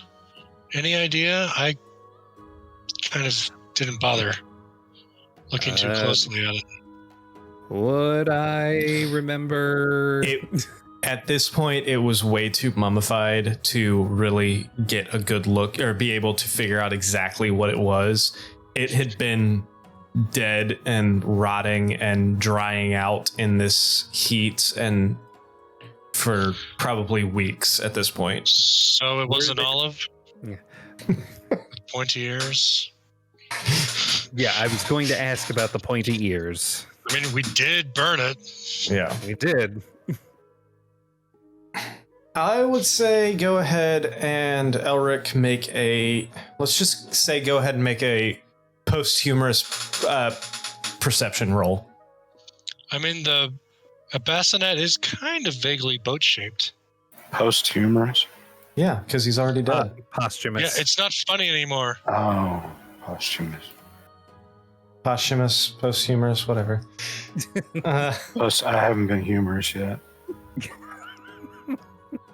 Nope, never have been, never will. Hey, Butch, while you were off the boat, I discovered something about our boat. It was carved from the bones of an undead whale.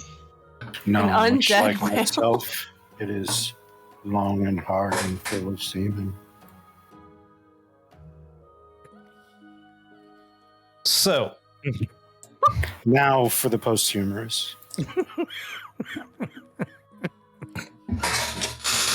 God damn it. Anyway, I feel you speak too highly of yourself. you do notice it had pointy ears, but they were, I mean, things shrivel when they die or when So they they're dry little- out. They were kind of droopy. However, these ones seemed oddly large for the state this corpse was in. The ears seemed very pointed, but slightly larger than what you see on typical elves. We talking like Eladrin or Shadar-kai or what? You don't know. Like Ooh. that Avatar movie. Huh? Like Oh, I was like, there was no Avatar movie. Wrong one.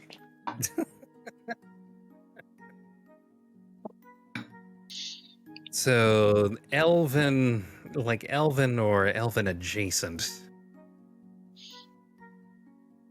Something fey.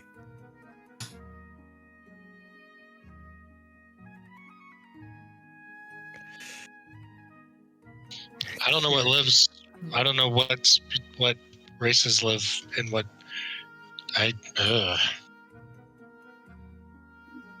So, yeah, you don't. Yeah. No. No. Nope. What else? Anything else you want to discuss on this day, or? I think she can sail while we talk, at least. Yeah, she's continued sailing. Like you guys are well on your way. I was just for the sake of brevity, whether or not we were going to continue this conversation, or should we move to the next day? I'm gonna swap out aid for augury Okay. in my second level spell list. Okay. You should be able to do that on Foundry, I believe. I did it on D&D Beyond because when I went to Foundry, my character sheet is just a whole bunch of blank. What do you mean it's a whole bunch of blank? I can see it. What the hell? What the hell? Well, earlier was a whole bunch of blank. Yeah, course, because that was also before I reloaded. Okay. But yeah, you should be able just to go into the spell book and Yeah, I will. set it. Okay. Are we all roomed together? Or do we have individual cabins? I would say there's probably on the size of this boat you probably are sharing, I'd say probably 3. You probably have 3 cabins. So a couple of you are going to have to bunk up. Who am I bunked up with? Who would you like to be bunked up with? Oh no! I call bottom bunk. I assumed you were probably bunked up with Rhett, but I didn't know for sure. Barrel I watch mean that it's being bunked up with Red is fine.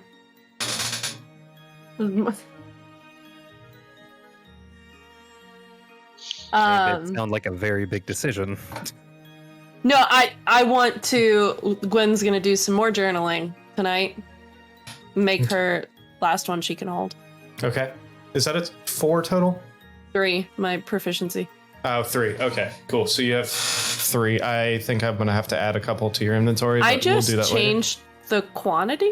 Oh, you can do that? Perfect. Yeah. Even better. Okay. Anything else you guys want to do today before we go into the following day? How about a long rest? No, I do not. All right. Yeah, it seems like there's enough of this day. Okay. So Quite enough. night comes again. There is enough crew on here to sail through the night. morning comes, you guys are, for people who have not slept or aren't seafaring, some of you, it does take a little bit longer to get into your meditation routines or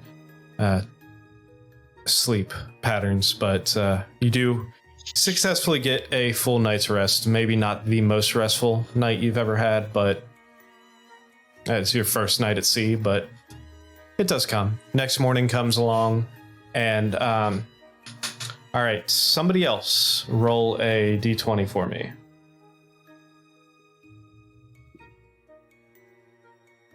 I'll do it. Elric. I don't want to be responsible for the next boat we have to burn. 18. It's not a 1. Small mercies. Basically the day goes without a hitch. You sail. I doubt that. We're on a boat. Yeah, you guys are on a boat. You know, now. there's lots of hitch knots everywhere. You sail for quite a while throughout the day. Pretty much uneventful. Couple large waves shake the boat a little bit, but gets to be about mid to late evening, probably mid to late afternoon, cresting into evening time, probably about 4 or 5 o'clock, when suddenly from the crow's nest you hear land, and Maris shouts to you guys, well, looks like we're here. About a half an hour and we'll be docking at the Scorching Key. Good. We got a decent beer. Is it a large, can we see it? Is it a large port city or? This is pretty much just an uninhabited island. Oh, stunning. Oh, maybe not then. Totally uninhabited. Perfect. You guys make your way forward. And like I said, probably about another half an hour or so. And suddenly you hear her yelling out commands. Sails start dropping, anchors drop. Butch, go get the white cloth. Okay. White claw? Cloth. Oh, cloth. I told him to go find a white cloth. It's like, I don't think they have White Claw here, but I'm trying. nope. So you, as they anchor the boat. Boat comes to rest probably a few hundred yards away from what you see is a small rocky shored island with one dock off the edge. You see in the middle the remains of a broken down small little shack almost, and Captain Maris walks over and they've got a couple of crewmen over there on the edge of the boat with a small little rowboat starting to get it together and pulling off the side. They're like, all right, it's your turn. You guys' turn to do something. Go check out that island, see what you can find. All right. Away we go. Mm-hmm. All Into right. the breach. Fine, I'll use Once the rope more, ladder. brethren. All right, so you guys get into the rowboat and row over to the dock. And now let me get you Is guys. Rhett with us? We're gonna say Rhett's still sleeping off her motion sickness. Seasickness? Yeah. All right, so let me get you guys on here. Ah, what a small island. Yeah, it's a little guy. And So you easy to guys, explore.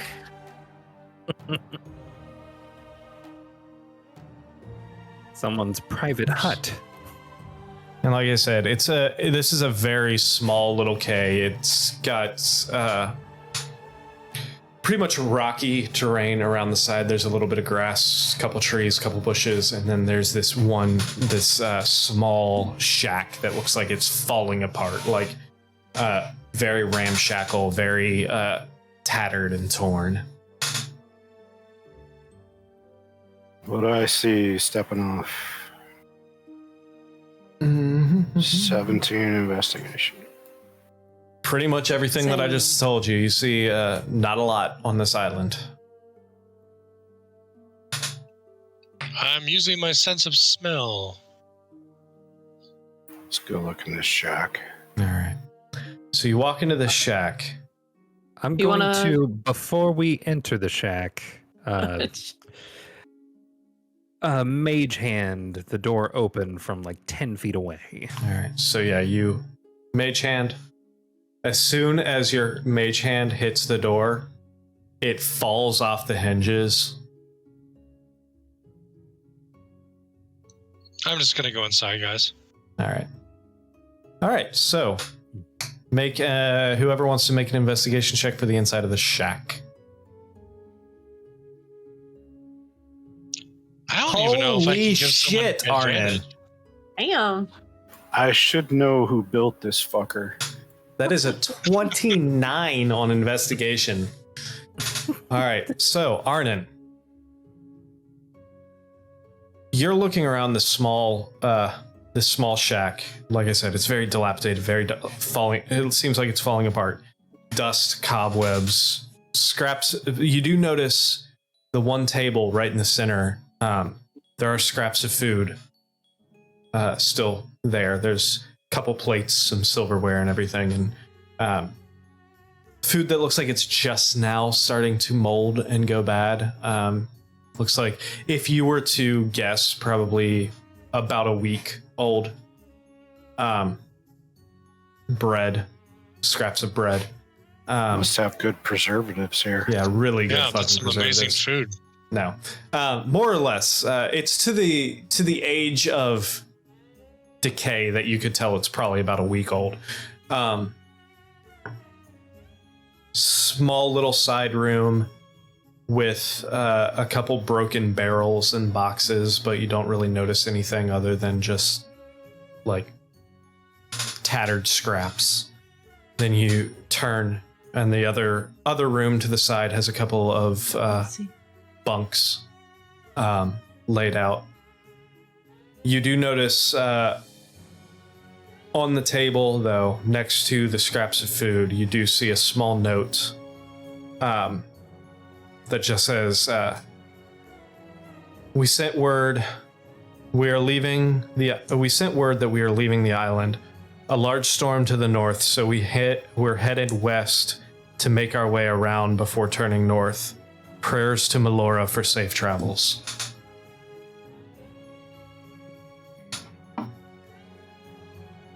I'm sorry, did it have a name on it, or? No. It was very hastily written. Is there So- any way to connect it with the boat that we're looking for?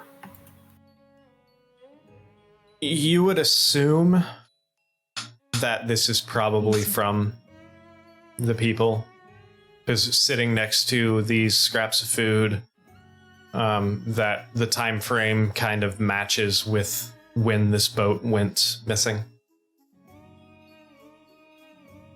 So this is just like a safe haven spot? They were meeting someone here, weren't they? Yeah, you knew that they were meeting people who were spies. They were meeting spies who were deep within the Shanian borders to get intel from them. So this is kind of like an off the grid island, safe haven type. So they headed west, it said? Yes. So they headed west to try and avoid a storm. I think we should show this to the captain. I agree. Is there anything else of an import? Not that you can see. Not really. Like I said, everything looks pretty ramshackle and falling apart. No spare javelins. No spare javelins. No additional food stores? Mm. Cookies. No cookies, no snacks, sorry. No hard candy. No, you can tell that this is basically, like you said, this shack was designed to be a safe haven, a layover point, so that way people did not see directly where these spies were coming or going. Okay, I'm gonna look for their alcohol. Okay, go ahead and make an investigation roll. Oh, investigation. You're searching for something? That's investigating? Hey, Would I you got like a 10. for me That's to real good. assist you with that? I'd like you to do it for me. I assist with the search for alcohol. All right, go ahead and make Which an way are you investigation just roll. staring at the corner? Oh no, wait. He said he wants me to do it for him, so Yeah. let me. You find half a bottle of rum. Excellent. That's just enough for you, Punch. Yeah, nothing like an aperitif. All right. So you guys headed back to the boat? Yep, let's go tell the captain All right. what we found. And there's nothing that we can see on the grounds, right? No, not really. This is a pretty barren and deserted island, it seems. All right. Back on the ship. Can I do a survival check to look for tracks of anything weird? Sure.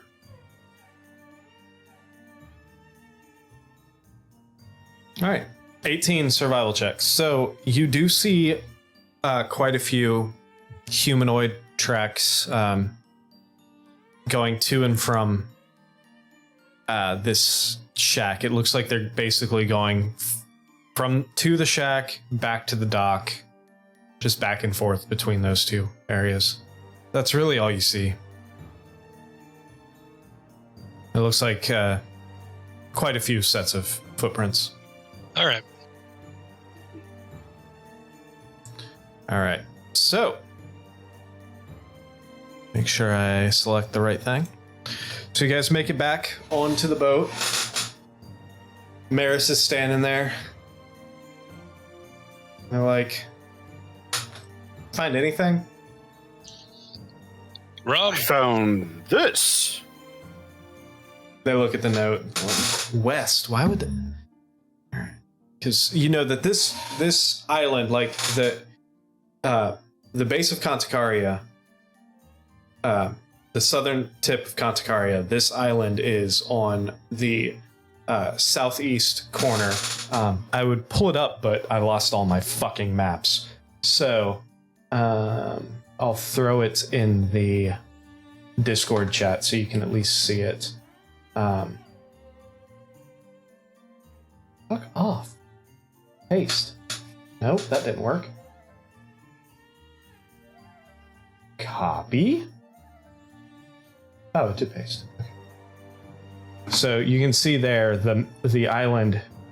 It's not exactly to scale, but the island is that big island on the bottom, and then Castellatri is on the eastern side in that little inlet right there.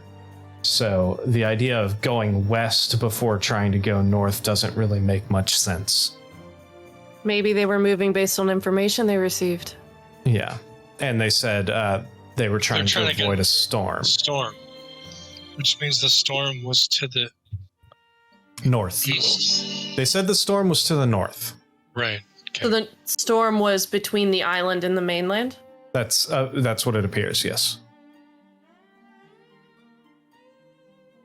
Are we able to see any kind of rumblings in the sky from our current position? Make a perception check.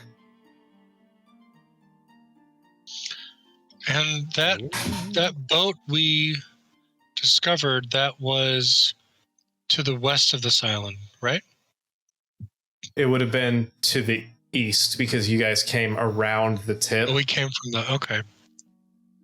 Yeah, because you came from Castellatri is on the east. Oh, I see it. yeah. So we lost a couple days resting too. So is this trail pretty cold? when when the general called you in about this, she said that the boat should have docked 2 days prior to that.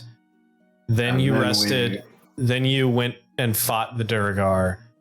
So that would have been and then you rested for a day after that. So 2, 3, 4 days. So you're on 5. Then you left on the 5th day, and then there were 2 days to get there. So it's been about a full week since they were supposed to have shown up. Elrock and I are checking the skies. Yeah. You do notice some dark clouds, but that's all you really notice at this point is just some dark clouds in the sky, roughly to the north-ish, northwest of the island.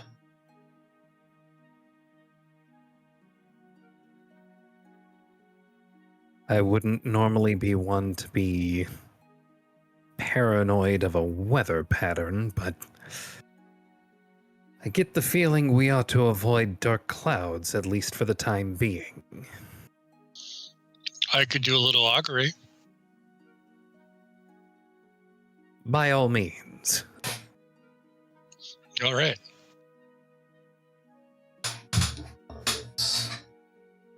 Let me read that spell again real quick. I'll bring it up. Oh no, is it going to be? Yes, it is.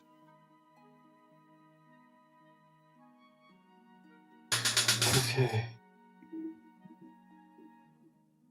Let's see, what kind of divination tools would be appropriate for the moon goddess? Nothing is an option, and I love that for us.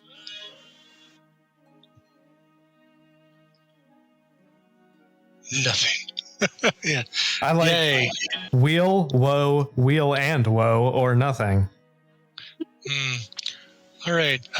So my question for sending Moonbow is, if we are to sail back today,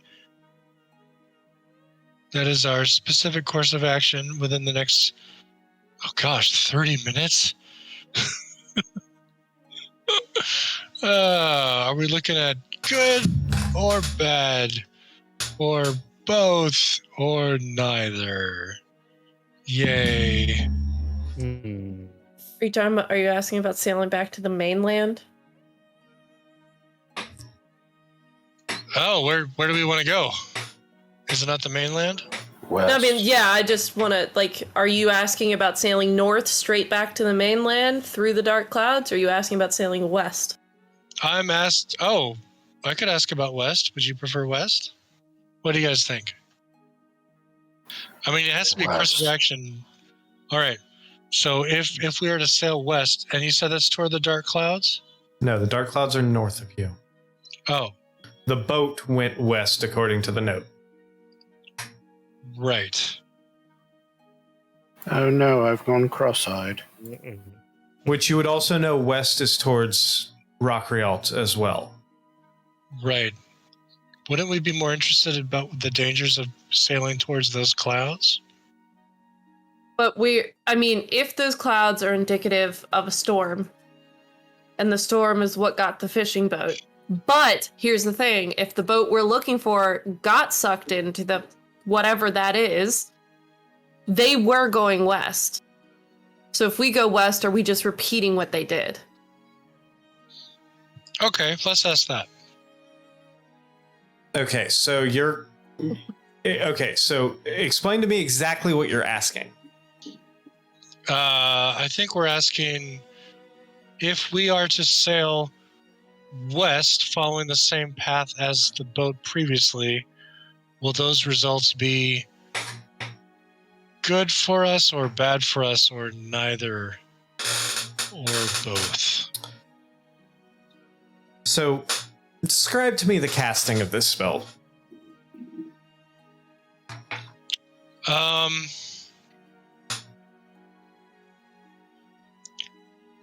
I believe, hold on, let me look at my character sheet. What have I got?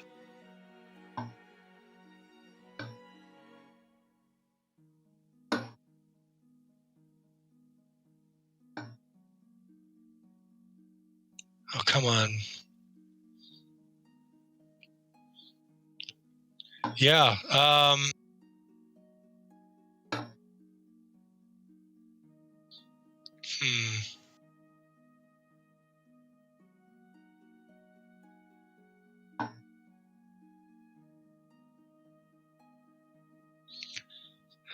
Would it be possible to use my thaumaturgy to generate lights that could be randomly affected by this other spell?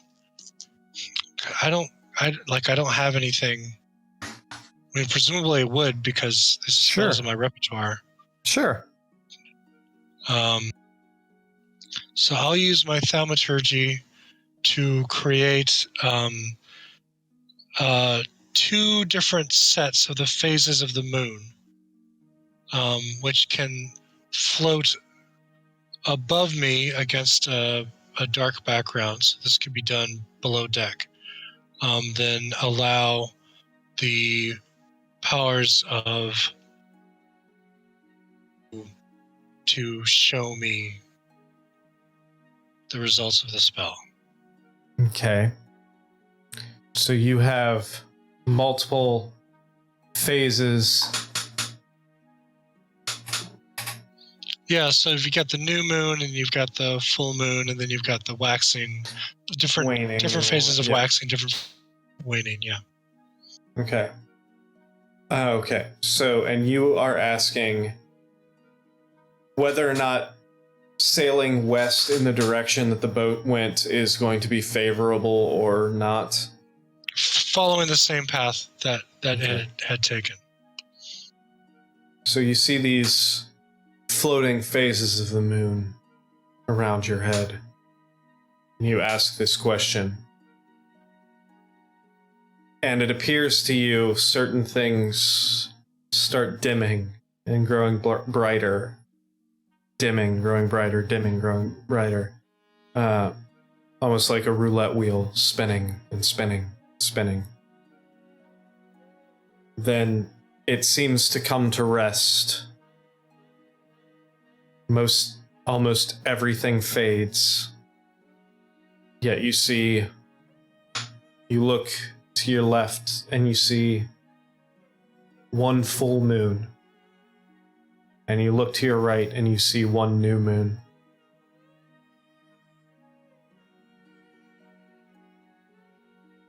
And you are stuck in between these 2 images of a full moon and a new moon, showing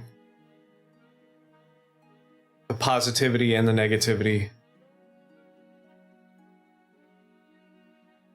And they flash one more time.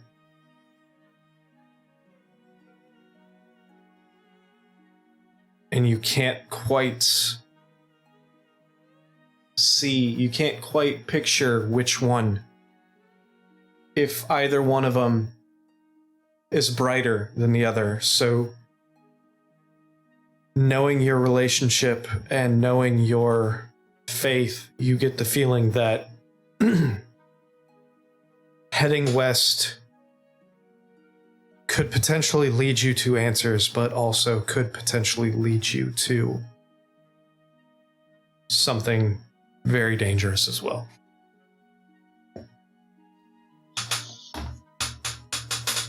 Well,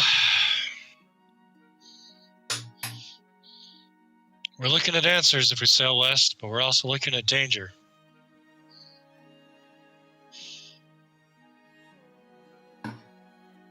Nothing ventured, nothing gained. I already voted on West. West sounds as good as any. I think it's better. This is definitely the call of adventure. Captain Maris looks at you, and they go, all right, so west? West it is. Let's go west.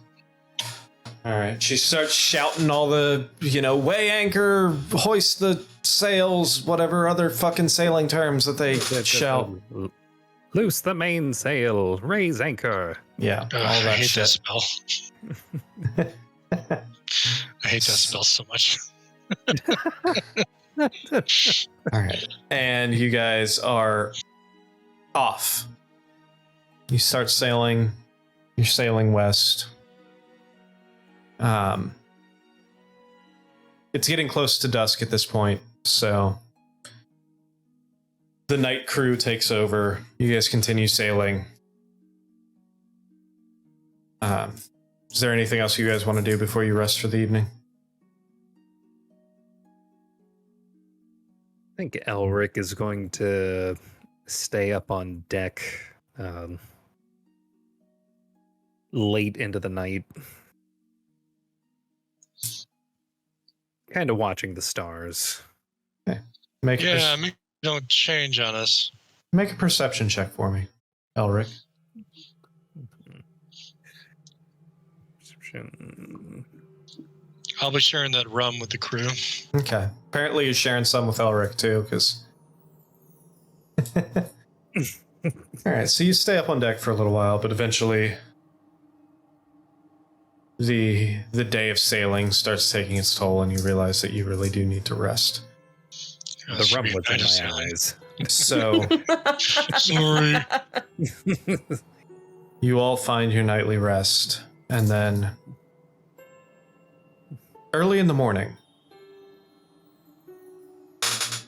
about 5:30. I don't have that baby dream again, do I? Not Please. tonight. However, about 5:30, you are all awoken by a loud crack of thunder. You rush, grab your stuff, rush up to the deck. You feel the boat swaying side to side. You run up, you hear shouts from everyone. Shouts of orders, shouts of commands, shouts of agreement and understanding from all the deckhands as well as Captain Maris. You run up to the deck, you see Captain Maris standing there holding the wheel against it looks like it looks like they're straining to hold the wheel. You feel rain pounding down on you from the sky. You look up. All you see are dark clouds and rain everywhere, wind whipping through at probably 50 miles an hour. Captain Maris sees you guys walk up, and they're like, "It came out of nowhere. It was clear skies, and then all of a sudden this storm hit us."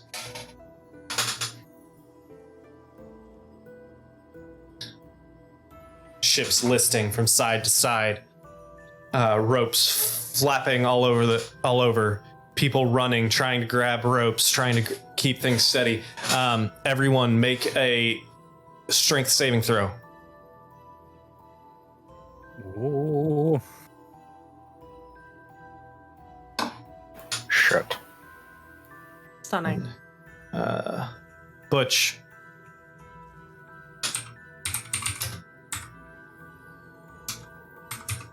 All right, Butch and Elric, you're able. The boat lists really. A wave hits. The boat lists hardcore to the starboard side. Elric, Butch, you guys are able to grab onto something. Gwen, Arnon, you miss whatever you were trying to grab onto. You guys start sliding across the deck and slam into a nearby into the rail on the edge of the boat. You both take 6 points of bludgeoning damage. All right, can I cast Bless on them? Are they within range? What's the range of Bless? It's 30 feet. What does Bless do? It'll let them add a D4 to their saving throws. You can now, but it's not going to affect that. It's too late for that one. Oh, yeah, but we're in a big storm. Yeah, you're in a storm. If you want to, absolutely. Yeah, go for it. I mean, yeah. All right, so you cast Bless on... who all does it affect? I'm gonna, I'll do all three. I'll Okay. do Elric, Arnon, and Gwen. All right. Hold on, let me get some more appropriate music going on, because this is terrible. Not quite the caught in the middle of the storm music. It's great if you're Or Harry Potter caught in the middle of Yeah. a storm. So the boat's listing from side to side. Is it also front to back? And side to side? Yes, it is. Okay. All right, Catching it from all sides. Yeah, I was just trying to get a clear picture. Oh, I Like front, thought you were doing to the left, to the right. back, and side to side. Oh, shit. Ooh. Crisscross. All right, so you guys go tumbling. You slam into the wall, or into the guardrail. The boat comes back on plane. Storms, lightning flashing everywhere around you guys. Captain Maris is struggling to hold the boat steady. The boat is going into these waves, these big waves, and then all of a sudden you see one of the ropes for the mainsail snap and start whipping all over the place, and come straight towards Gwen and Arnon, where you guys ran into the wall. So I need both of you to make dexterity saving throws. Hey, they got a bonus of D4, right? Yep. Huzzah! All right.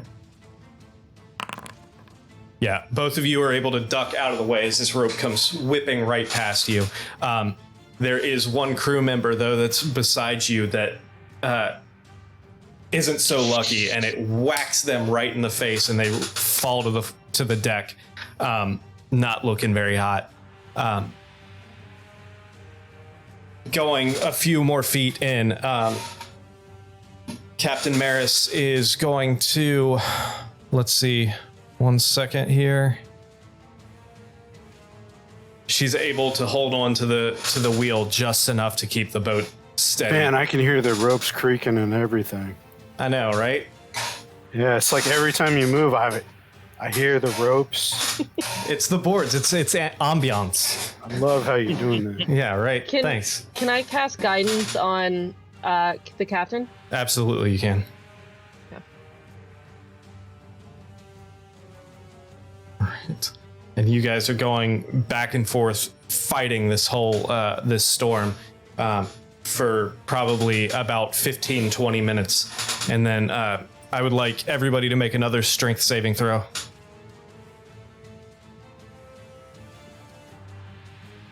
Yay! Arnon. Don't forget Oh, no. your D4. Your D4. 9. Elric, you got a D4 as well. Yeah. All right. Everybody's able to hold on except for Arnon. This time, the boat lists the other way. You go straight across the deck, slamming into the other Ugh.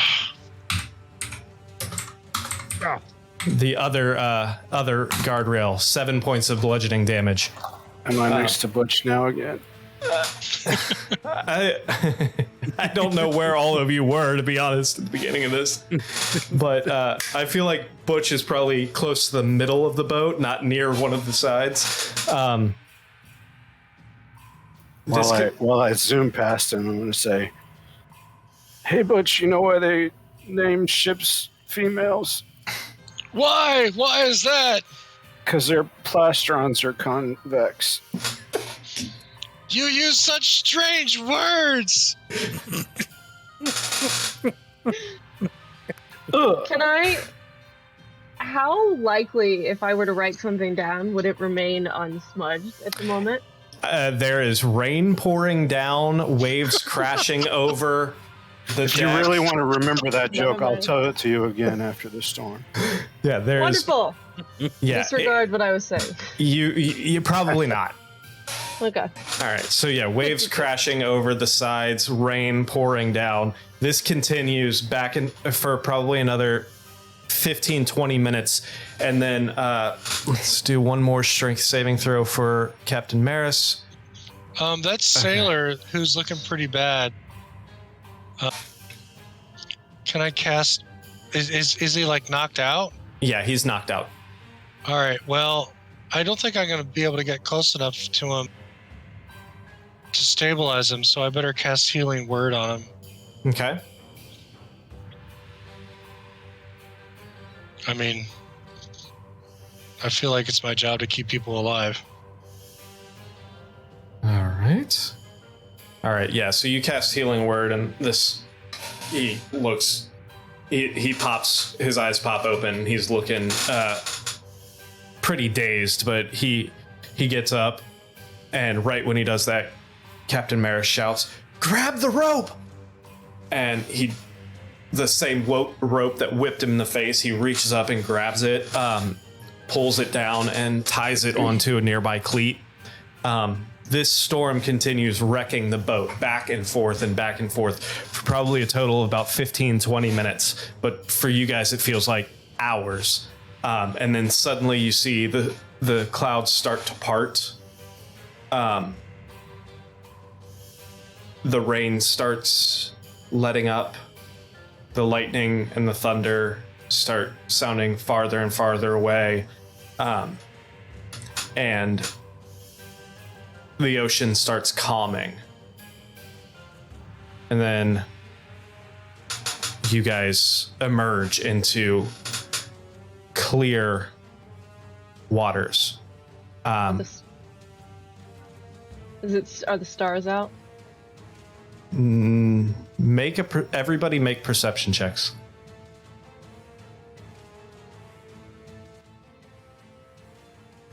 Can I use Bless.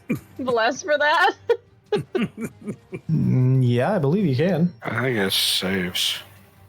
Is it just saves? It saves. Okay. So, Saves and attack rolls, yeah. Well, Arnon saw something. so oddly enough, it is bright daylight out. Oh boy. And we were only in the storm for half an hour? Roughly about half an hour. That feels right. Arnon, you look out. There is something strange about what you see. Is it Butch? Yeah. Elric, what's going on? I don't know. God. You see, you're sailing in the middle of a vast ocean. It looks the same, but different. The sun is brighter, and looking down, the water is crystal clear blue. Whereas the night before, it was, typical murky ocean water. This is crystal clear, and you look down and it just,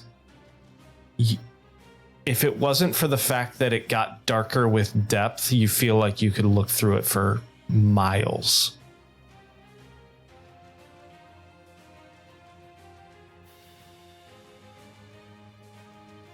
I don't think we're in Castellatri anymore. You think this is the good part or the bad part, Butch?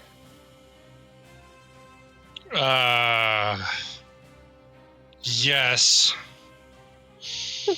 Spoken like you got it. Can we see any land? Yeah, anything on the horizon at all? Is there a circus on the horizon? Because I will scream.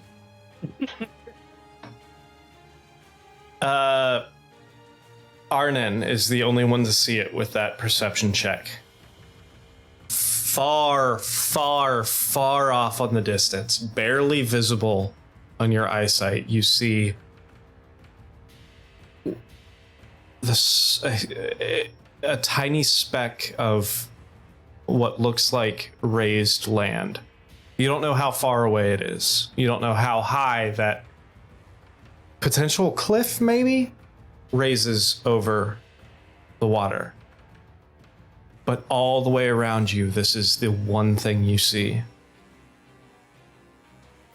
Land ho. Then, while you're See looking it.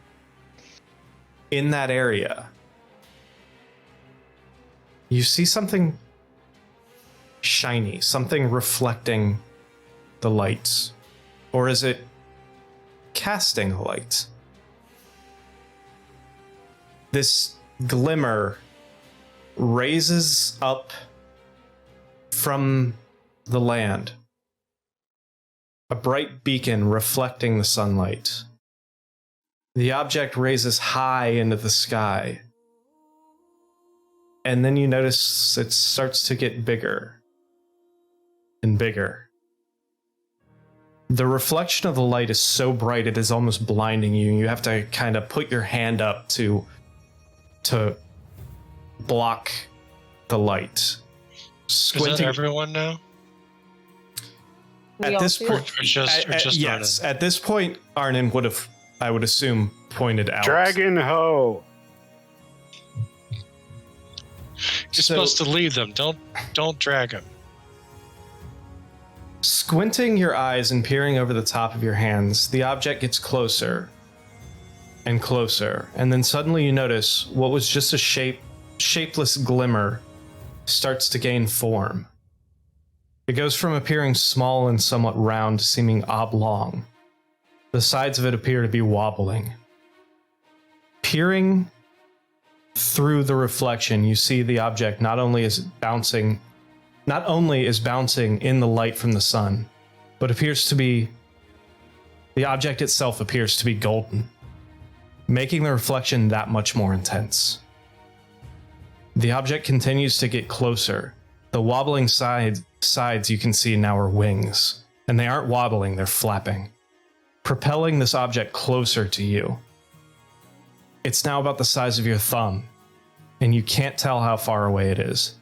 Details start to emerge, a long body adorned with brilliant golden scales, wings that's arms match the same golden brilliance, but whose membranes appear clear and vibrant, almost like they were made out of diamonds. The creature moves closer and closer, flying at an unimaginable speed, and bearing straight towards your ship. Suddenly, a booming growl fills the air. The flapping stops as the dragon goes into a glide down towards your ship. Closer and closer the beast glides. Larger and larger it appears. Immense. You think it has to be close, but it just keeps getting bigger and bigger.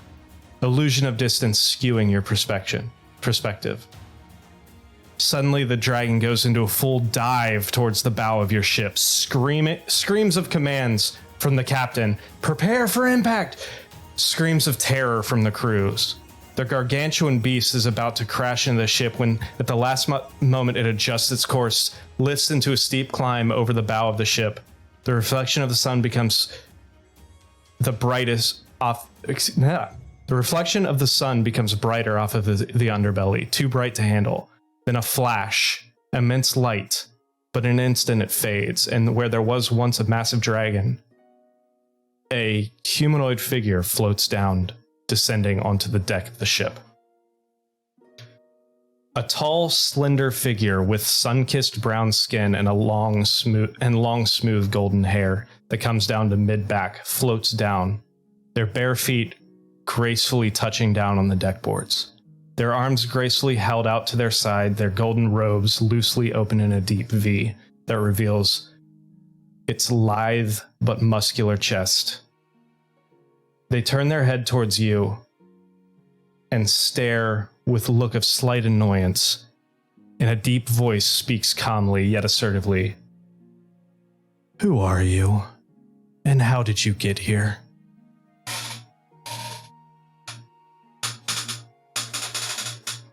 It's an accident. Where are we? He looks confused. You don't know where you are? Where were you? We had passed through a storm. We were in the waters south of Conticaria. I'm not that familiar with that word. Where are we now?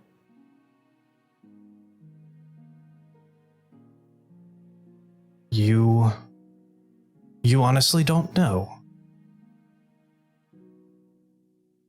We might have an idea. We know we have a good indication we're not where we started. Is this the Shadowfell? A grin comes over She's his. right. Your friend is right. This is not what the Shadowfell looks like. You are in the elemental plane of water. Oh. He looks at you. He's like, why the Shadowfell? And you just see this searing, almost anger in his eyes when you mentioned that word. We've received visions from the divine. One of a dragon attacking our most important city. It breathed purple destruction. We had thought perhaps it had come across the dimensions, across the plains. We followed a ship that had disappeared a week hence, and we arrived here.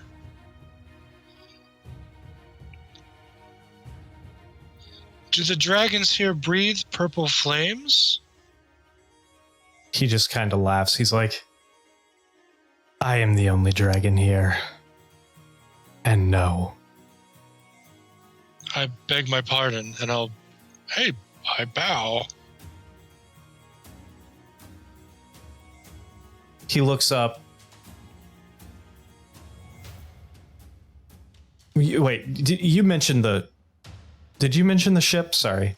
That you were following? Yeah, I mentioned the ship. Okay, I thought so. He looks up. He closes his eyes and tilts his head up towards the sun. Yes.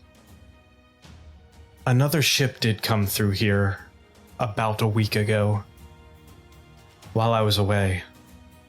The crew were confused. It sailed east. Find them. And I will attempt to remove you from this realm. Thank you.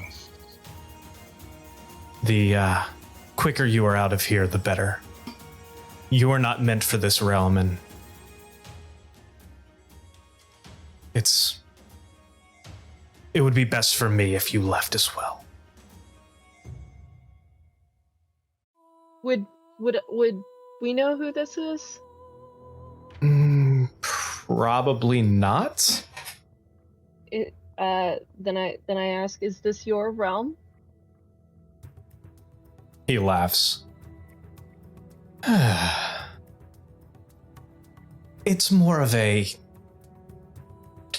I guess you guys would call it a vacation spot for me.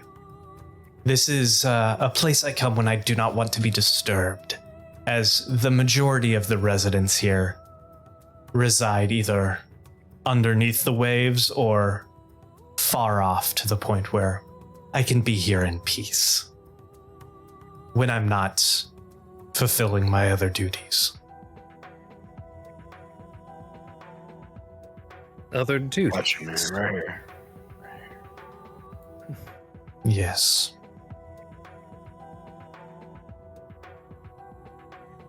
What other duties do you have?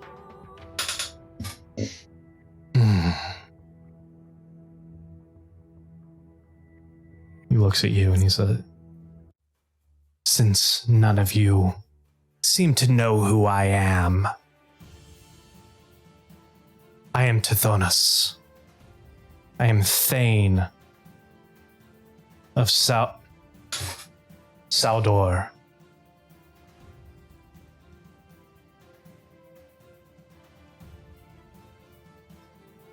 Can we get the spelling on that?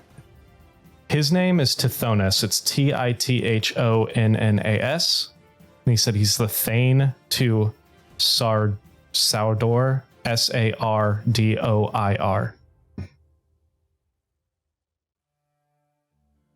you say he was gold or bronze?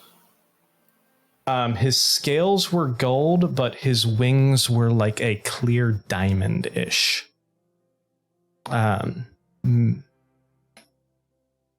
I'm not sure if any of you would realize. Go ahead. Anybody who's proficient, go ahead and make a history check. Aw. And actually, also on top of that, anybody who's proficient, make a religion check as well. Can do that. Just No, you kidding. can't. I Those can't. natural ones. Mm. All right. I did better on my history roll. Elric, you would know that he is a topaz dragon. You've read stories. As in the gem. Yes. Butch, you have heard of Sardoir before as basically the god of the gem dragons. He is a ruby dragon that is the deity is one of the dragon deities. He is in the same pantheon as Tiamat and Bahamut. Bahamut, thank you. Name escaped me.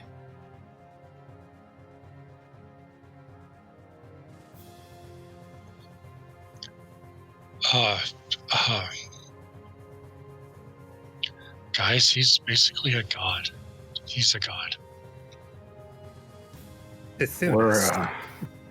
We're Fiat, by the way. 4 elves and a turtle. I know it's confusing because there's only 3 elves here right now. One of them's At this probably, point, Rhett has come up and is standing. Oh, I bet she's real sick right now. Yeah, she's looking greener She's than Butch right now. She's There's 4 elves. And She's a cardboard cutout. I think just trying to like bow as extravagantly as possible. Mm-hmm. Yep. He just kind of Tithonus just kind of looks somewhat pleased but more annoyed. Can I offer you treats from our homeland? It's not really our ship. The captain over there. Rain is just like, They're doing their absolute best. We didn't mean to come here. Like, we didn't mean to disturb your vacay. Total accident. Yeah, we'd like to leave as well. Fair. Now, search for your ship. I believe they went east, however. And he looks at you, Elric. Your mention of the Shadowfell worries me. For recently, my domain here has been compromised by another invading force that has terrorized these waters that I believe came from that horrid land. What would you have us do?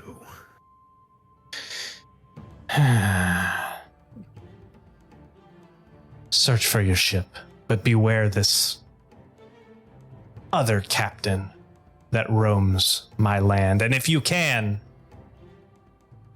dispose of her. She came in much a similar way as you. Through a storm in the night. Her ship, shrouded in fog. Eerie noises. Stench.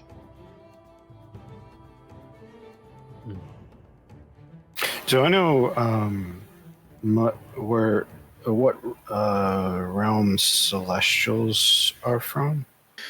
You would know that celestials are actually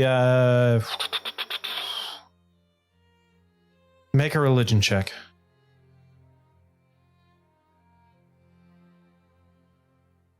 No. Oh no, I don't. No, you have no idea. You could ask me.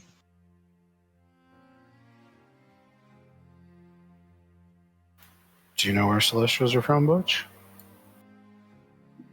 So, do I even have to roll for that? No, you would know that depending on the celestial, depending on the god that they are working for, whether it be a god, a planar, or any other kind of celestials, they are actually separated into multiple different realms, multiple different planes, depending on which, because each deity has a plane of existence that they are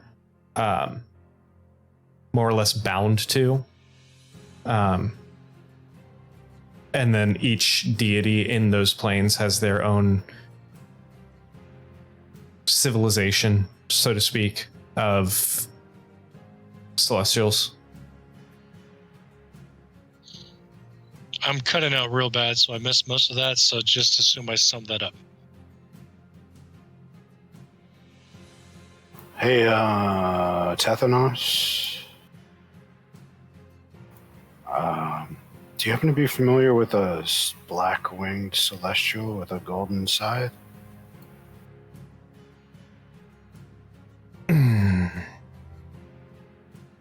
No, this is not of my realm. I believe you are describing...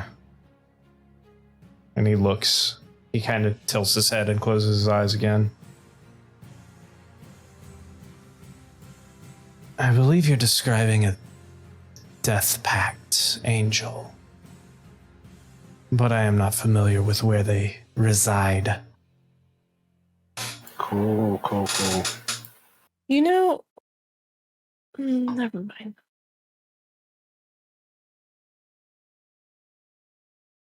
Death Pack Angel, that's kind of foreboding.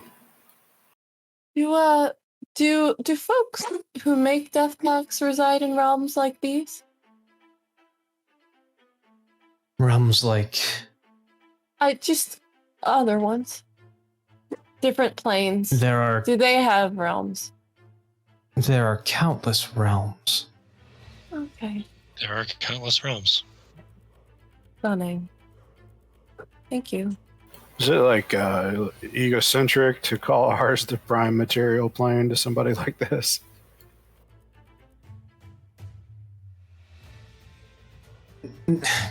Claiming our plane as primacy seems like the kind of hubris that you don't want to engage in with a dragon god. Like, we're from the prime material plane. We're from the plane banal that material matters. plane. We're from some shitty material plane. Yeah. You'd hate it. Don't even bother. Just send us back. We're from material plane 414. That's just its number now, 414. You might be familiar. Tithunus.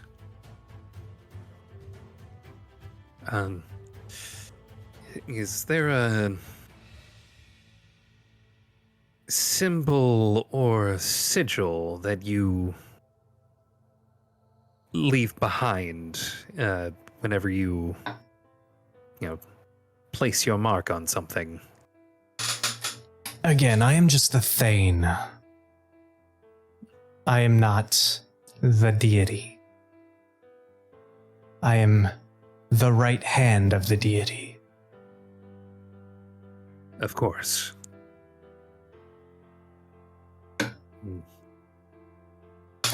Of course, we don't want to do anything to interrupt or further upset either you or,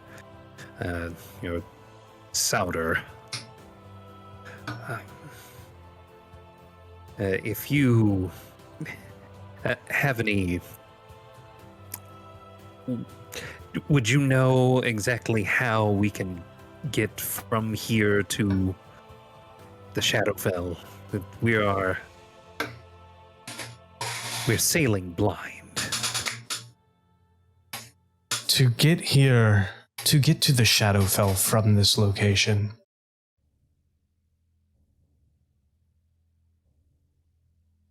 through these... I am sure you're aware of the storm that you passed through. These storms have been growing more and more frequent as of late, opening gateways between this plane and others. However, they are very random in where they choose and who they choose, where they arise, and whether or not they choose to transport people. It seems as of recent years, the veil between the realms has thinned slightly, causing more of these portals, so to speak. There are ways to travel directly through to the Shadowfell. However, I believe that beings of your power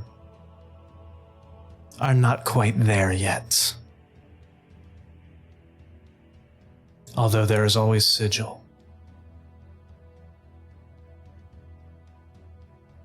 Sigil. And he looks off. Make a history check, Arnon. And, Elric and Arnon. 24? Yeah. Yeah, you've got this one. Arnon, in your book, you read about a city named Sigil that was a nexus point of the realms. It had pathways to pretty much anywhere you could imagine. But you, when reading it, you wrote it off as, you just kind of brushed it off as fantasy. Something like that couldn't possibly exist. It sounds ridiculous.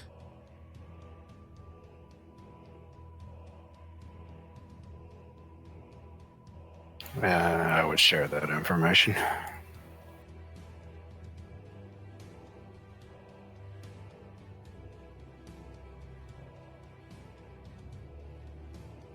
Ah, Butch fell off the boat. Can you grab him? I don't know. My strength checks have not been good today. I meant the Thane. Yeah, could you grab our turtle? You should be fine. He's only 540 pounds. He'll be fine. So,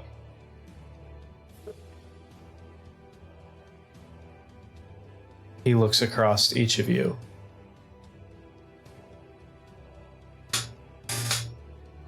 And I lost. Hold on.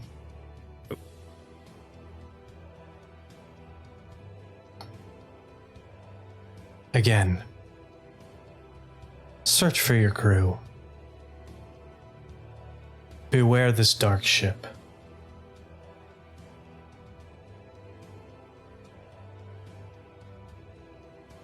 It is not my responsibility to protect the Tritons, Marids, and others who dwell in this realm. But if you happen to take care of this dark captain and her crew of the damned, I'm sure they would be very grateful.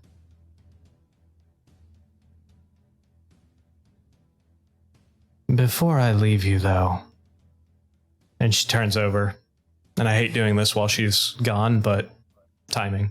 He looks at Rhett. I sense something in you. Your mom called. Your mom called? Tell her I do not want to be your messenger. Tell her to lose my number. That was a one-night stand. And no, Perfect. he It just goes on and on and on.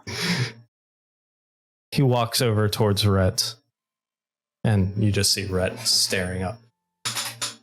You.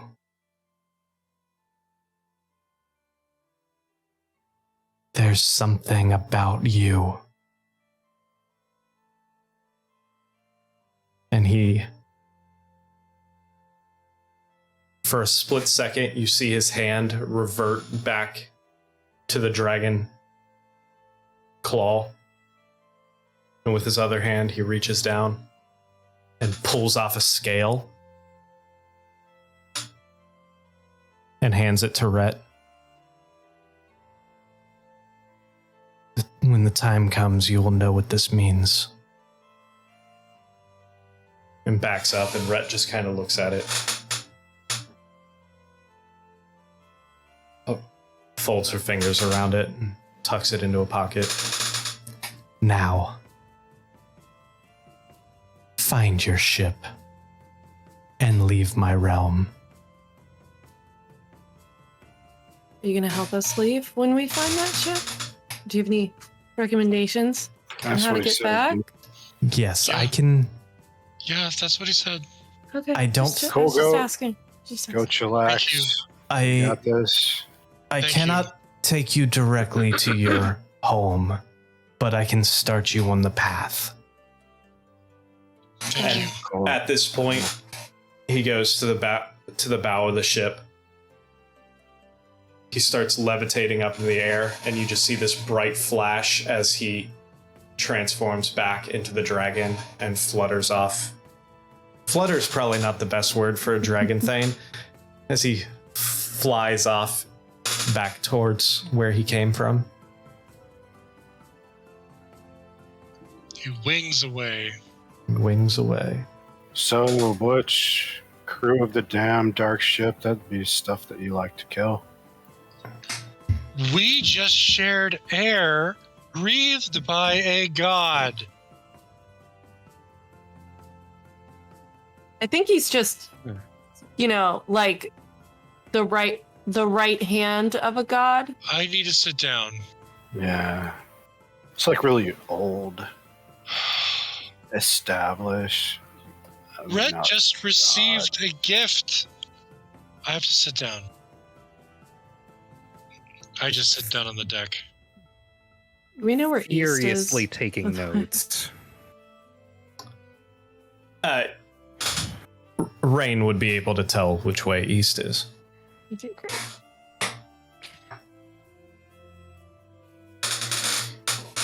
Can I just off to the side look at my sending stone again and see if I can do some kind of arcana check on it to just see if I know whether or not it ever is gonna work again, if it would work here. Sure. It literally anything. Make an arcana check. I'm gonna hand Butch a piece of hard candy. This helps. Arcana is not your strong suit. Thank you. But I'm proficient in it. Why does it always work like that? Now you have a gift too. Like contemplating throwing it into the water You're- and didn't Like it, Thank you. put it back. like that.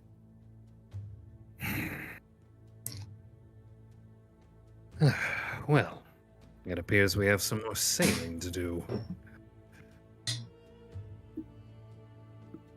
And at that moment, Captain Maris shouts a few more orders to the rest of the crew, and you guys are off towards the east in this alien elemental plane of water.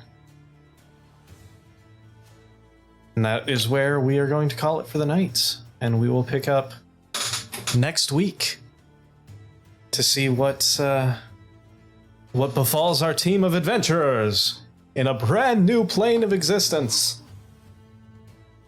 So, for those still watching, thank you for sticking with us. We look forward to seeing you next week. Same time, same channel. Hopefully with our bard who just received a gift from a great hand of God. So. And a much less persnickety chat bot. Yeah, I'll look into the chat bot and see what the hell's going on with it. Persnickety. So, again, thank you guys. We will see you next week. Have a good night. And hopefully avoid, or maybe get more of those natural ones. Those natural ones. Natural ones.